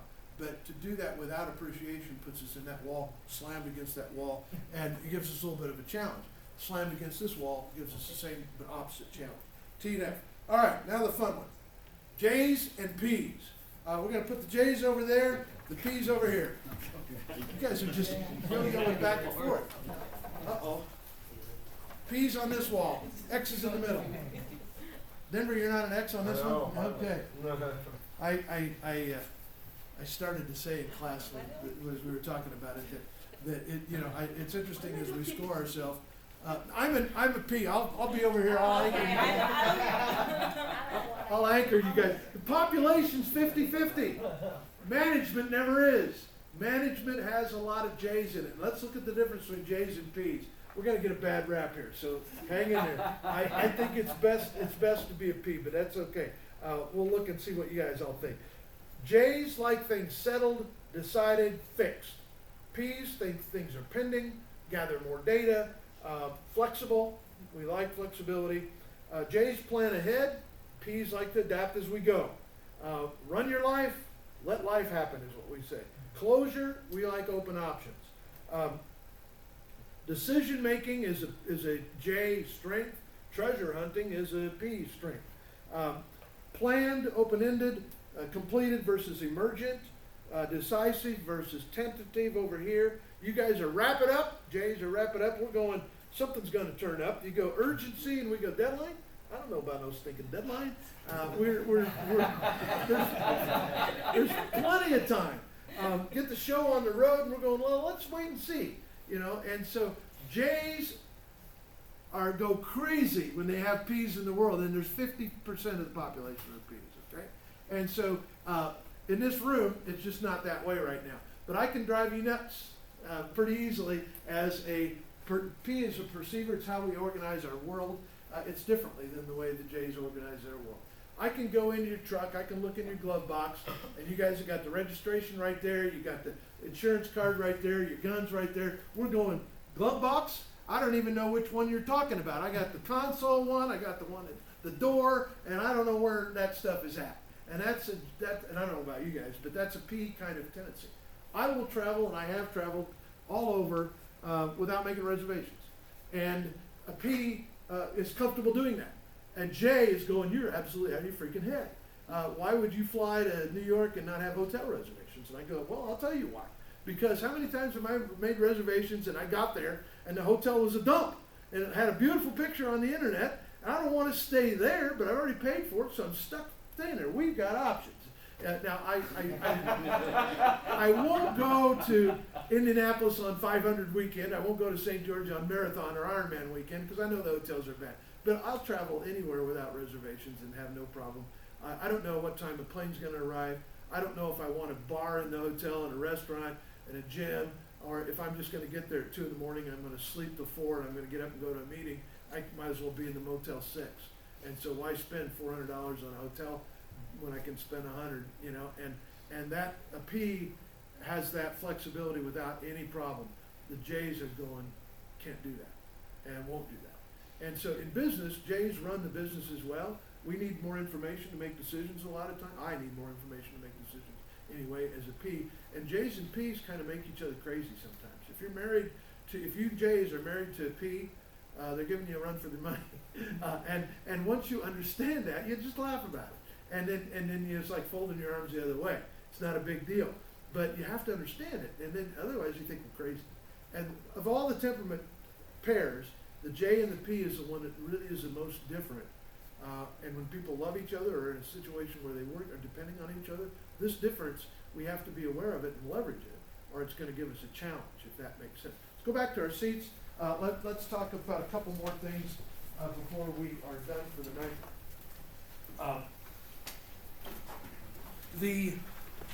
That comparison that I just read to you is on page 5. So you can take someone back through those and see if it's true for them. All of those differences that I named may not be true for you, each one, because you may not be, all the way against the wall. You may be somewhere closer to the middle, which is totally okay. Those of you that have a bunch of X's, if you look at the chart one page earlier on page 6, you will see that they're grouped in groups of 4, and so you'll see certain tendencies that are there. Let me go to one of these slides for a second, give you some more information, if I can. So on your handout, you have these slides. They're also up on Canvas, but since there's so many of these slides we're not going to talk about, if you want to look more, you can read the handout, and you can see. We're going to go to speed reading on Tuesday, but right now I want to go through a couple things just based on these type numbers and or letters or types that we've got here. So if you look at find your letters, these are all ENs, these are all INs, these are ISs, and these are ESs. And so if you find yours specifically, you can see a little tagline that just might be true for you. It's not what you have to do, but is yours about right, Brenda? Yeah. Yeah, mine too. And so you can look at that. There's a couple more names of like if you're going to have a title, a mentor, a strategist, an idealist, a counselor, a protector, inspector, those kinds of things. That doesn't mean that's what you have to do. That means you're naturally wired to be good at that kind of thing. If you want to know how many people are like you, here's the distribution. The fewest is this one, INFJ. The most is the IS, and ES. Between these 4, ESTJ, ESFJ, ISFJ, and ISTJ, about half the population are those 4. And so the rest of you are that way, whatever percentage it is of the population. We're all pretty unique when you look at that, really. We're all wired differently in this room. We have some overlap, but the combination that's unique to us is unique to us. It's us. It's our kind of our DNA. There are some differences between boys and girls. And you can look at this slide and the next one if you want to compare exactly the difference between male and female. And if you want to look at the percentages of each specific letter, you can see total and female and male and see where the differences are at. And that's based on millions of people taking the test. And so it may not be 100% accurate, but it's probably pretty close. Where we're going to go with this is next step is what happens if I can't give this test to somebody? Because we saw from the T and the F, for example, this book was written. This book was written by a husband and wife in Boston, psychologists, and they were friends with an attorney who said, I'm allowed 2 questions in jury selection. I have a client that I think is probably guilty. I need a jury that will give them the benefit of the doubt. Can I pick someone who will give them the benefit of the doubt from 2 questions? And they go, yeah, no problem. And, well, teach me how to do that. And they said, okay, we'll write a book. And they wrote a book about it. And this is a book about that. How do you tell what somebody's temperament is, what their preferences are? And with what they were looking for jury selection, think it through. I read when we were reading the T's and the F's. We read those that were the T's are it's by law, it's whatever the law says, and the F's were extenuating circumstances. Remember, I said those two things out loud. So I want on my jury, if I'm trying to defend a probably guilty client, I want people on the jury that believe in extenuating circumstances. They might give a person a break based on, special set of circumstances, they feel sorry for them, for their family, or whatever. I want those people on my jury. So they need to be able to read, are you a T or are you an F, from asking 2 questions. And so that book talks and I'm going to teach you that.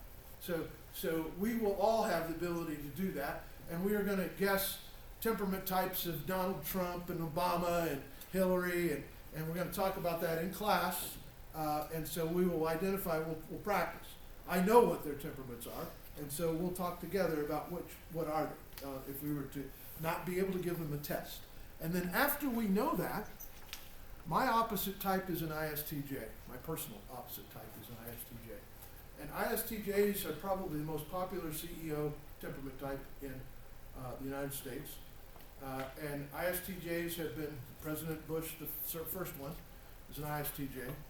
We have presidents of the United States of that temperament type. That is my opposite temperament type. And for me to sell a deal to an ISTJ, if I speak my language, I will get shot down every time. Because I don't explain it in a way ISTJs want to hear it or want to understand it. And so they reject me rather than try to understand my proposal or what I'm trying to say. And that's because I'm speaking my language, not theirs. So if I want to influence an ISTJ, I am best to put it in their language and their style of how they evaluate something. And then let them evaluate it their way and then get back to me, and the probability of me winning or influencing or getting my way much, much higher if I put it in their language. And so that works whether they work for me or whether I work for them. Remember the J and the P problem? I'm a P.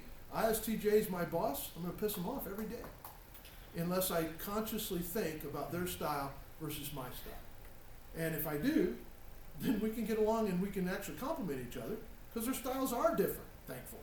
We don't think all and do everything exactly the same. We don't want this world to be exactly like we are. It would be a boring place if it were all like any of us. The spice of our life is being married to somebody that sees things a little different than you do, and having kids that process things different than you do, and having a world of employees around us that can innovate and think of things we didn't think of. That all happens because we're different. We're wired different. It's a beautiful thing, but we got to have an understanding of it if we really want to use it to the best that we can. So the weekend is read as much of this as you want. We will talk about the latter portion of this in speed reading, but you can read ahead and look at it if you want. There's a section in here starting on about page 29 that you can find your 4 letters, and it's broken up. So for your 4 letters, how do you contribute to the organization? It gives you 5 points. If you're a leader, what's your leadership style? What's your preferred work environment? Do you like an office, an open think tank? Do you like work at home? What are your potential pitfalls? And if somebody is your boss or you're bossing someone like that, how do you develop it? So suggestions to develop that temperament type. So this is just personal. This is for you to look at. We will talk a little bit about it in class as examples so you can see how that tool is useful. But you can certainly look ahead if you want to do this. And it's a nice little family event if you wanted to give a couple people the test. The 1-sheet paper is a cheat sheet on starting to speed read, but it gives you something of an explanation of the first letter, the second letter, the third letter, and the fourth letter. And it's all on 1 sheet, so you can kind of use that as a cheat sheet if you want to do that. All right. I'm hoping that you'll have some questions that you can throw out to the class on Tuesday, or some observations or discoveries. If you find out you're married to somebody you didn't know you were married to, let us know. That'll be a fun conversation to have. No, seriously, this is a fabulous tool, and I think that as we discover it, none of us ever master it all. I mean, this is a lifetime pursuit, getting better and better at, and being more and more sensitive to these things about people's natural wiring. I think it's interesting because it's so powerful, and I like it when people predict what I'm going to do.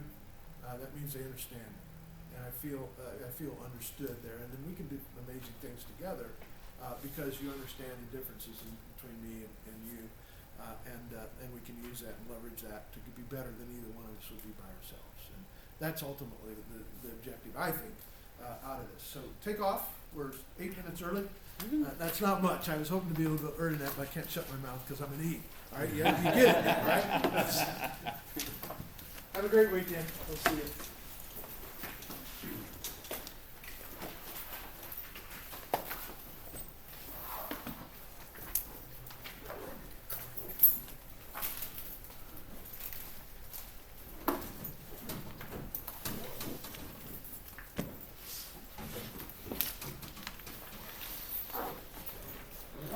On your way out, if you would like to, on the attendance sheet, write your 4 letters to the left of your name.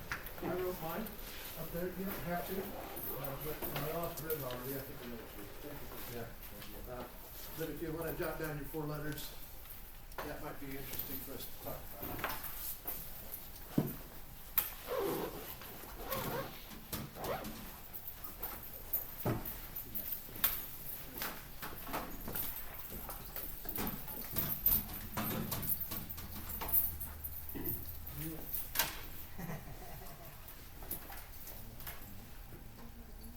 You guys were pretty much in lockstep. You guys. Very similar. That's cool. Well, that's not accidental. It's their strong leadership. It's good, sir. Can I take one? You can take one, sure. Yep, you're welcome to take these until they're gone. So if any of you want to take a spare one of those, please do that.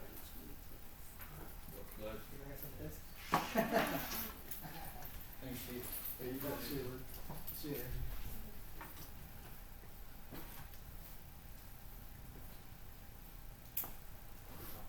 I think I'll be able to understand Jared more now. Oh, this will be interesting. Me and him are opposites. Yep. We're completely, he's a P, I'm a, Yeah, Jay, yeah, Jay. yeah, for sure. oh, I just texted him, I was like, what are you? He said he's an ENTP, I think. I bet that's, he's an E for sure. We butt heads Yeah. all the time. And I was like, look, I'm not mad at you. Yeah. If you're an S, he's an N. Yeah, Yeah, exactly. it's the J and P is the one that, Yeah, yeah. I was like, Yeah. that's why we don't agree. Oh, and then also, That's it's awesome. kind of ironic too, but it's gonna sound dumb, but I guess my dog ate my tomato plant. Like literally ate my dog. It's not done, it's hilarious. So I've had a dog like that. I'm gonna try again. No worries. I'll buy some new seeds. No worries. When you, Yeah. if you do that, when you look at the seed packets, one of the things that nobody looked at here, I had different seed packets spread out. I actually took pictures of the front and back of the seed packet. I Okay. have the instructions on that. Okay, well, I had, if you notice that on all of them, I think all of them, but on most of them anyway, there was a maturation days, Okay. number of days, and I had varieties that were as low as 50 days, which would be maturing in the next week, Okay. and then some of them were 72 days. So people could pick their own, but nobody looked at that. I see. So you pick the 2-day one. Yeah, I don't know if there's any out now still. I mean, there may be, I don't know how tomato plants have sold, but should be able to find 60-day ones. No. Yeah, yeah. Nice. Yeah. At least go on the short end of it. Yeah, that's awesome. Well, Yeah, why so you have to feed them. rabbits like them. I mean, there's all kinds of animals that Could've jumped in the It's backyard. the only thing Hey, I you moved does- it outside to. You know it's vegan? That's just I hilarious. guess so. Is it vegan? A vegan duck? He eats grass and stuff. You speaking? No, they're carnivores. Can't be a vegan. That's awesome. Nice, Steve. Thank you. See ya. Did you put your letters down here? Oh, yes, I will. That's okay. I know what they are. It's amazing how this, Isn't it unbelievable? yeah. That blew my mind. In my side says that the selling, you're doing good. And it's true, because I used to work in a restaurant, and a fast food, a dog taco, and we had competitions of selling, selling, churros, selling, what's the other ones, different kind of stuff, but Yeah, so yeah. sweet. So I always win, but sometimes the old people buy the churro, and I know that the lady, she will eat the churro, she will give it away, or maybe she threw it away, but I always win that competition, and it's true because they say sometimes they don't buy the product, they just buy it because I have a relationship with the person. So I tell, hey, they come to the place and say, hey, you know what, we have competition here. So yeah, when I get something, oh really, what do you need to do? Well, I have to sell this churro. Okay, give me one. So just to make it, and I win all the time with this competition. And I know these old ladies, I don't think they should churro because it's not too old, but they she's buy gonna buy it. it So, because of you. yeah, it's That's true awesome. because it's exactly what they say. This is, you know, another interesting thing about this, I have, and I didn't bring it, but I have the questions in Spanish. And I've given it to rooms full of Spanish speakers as first language, and sometimes the temperament comes out a little bit more true, because it's the right language to ask the Yes. questions in. And if I find that, I'll bring it for you guys to That'd be good. have Yeah, around. See. his whole team, he Yeah. needs to. Yeah. If I can find it, I'll do So, that. and I see the difference if you have something. Yeah. Yeah, we get it. That's crazy. Yeah. That blew my mind. Thank you. It's cool. See you guys. Thank you. Have a good weekend. Next week I'll be a little late. I have a doctor appointment at 5. Okay. But Yeah. doctor is like, they told you 5, but they give you 7. Sometimes they wanna go home, and so they maybe. Yeah, she said 5, but usually Don't you get worry. there and they take forever. Then Thank you. actually in the waiting room you take like an hour, and they see you like in 2 minutes, They're like, oh, you get to go. I was like, huh? Well, thank you for telling me. It'll be fine. Thank you. We'll see you in the See you.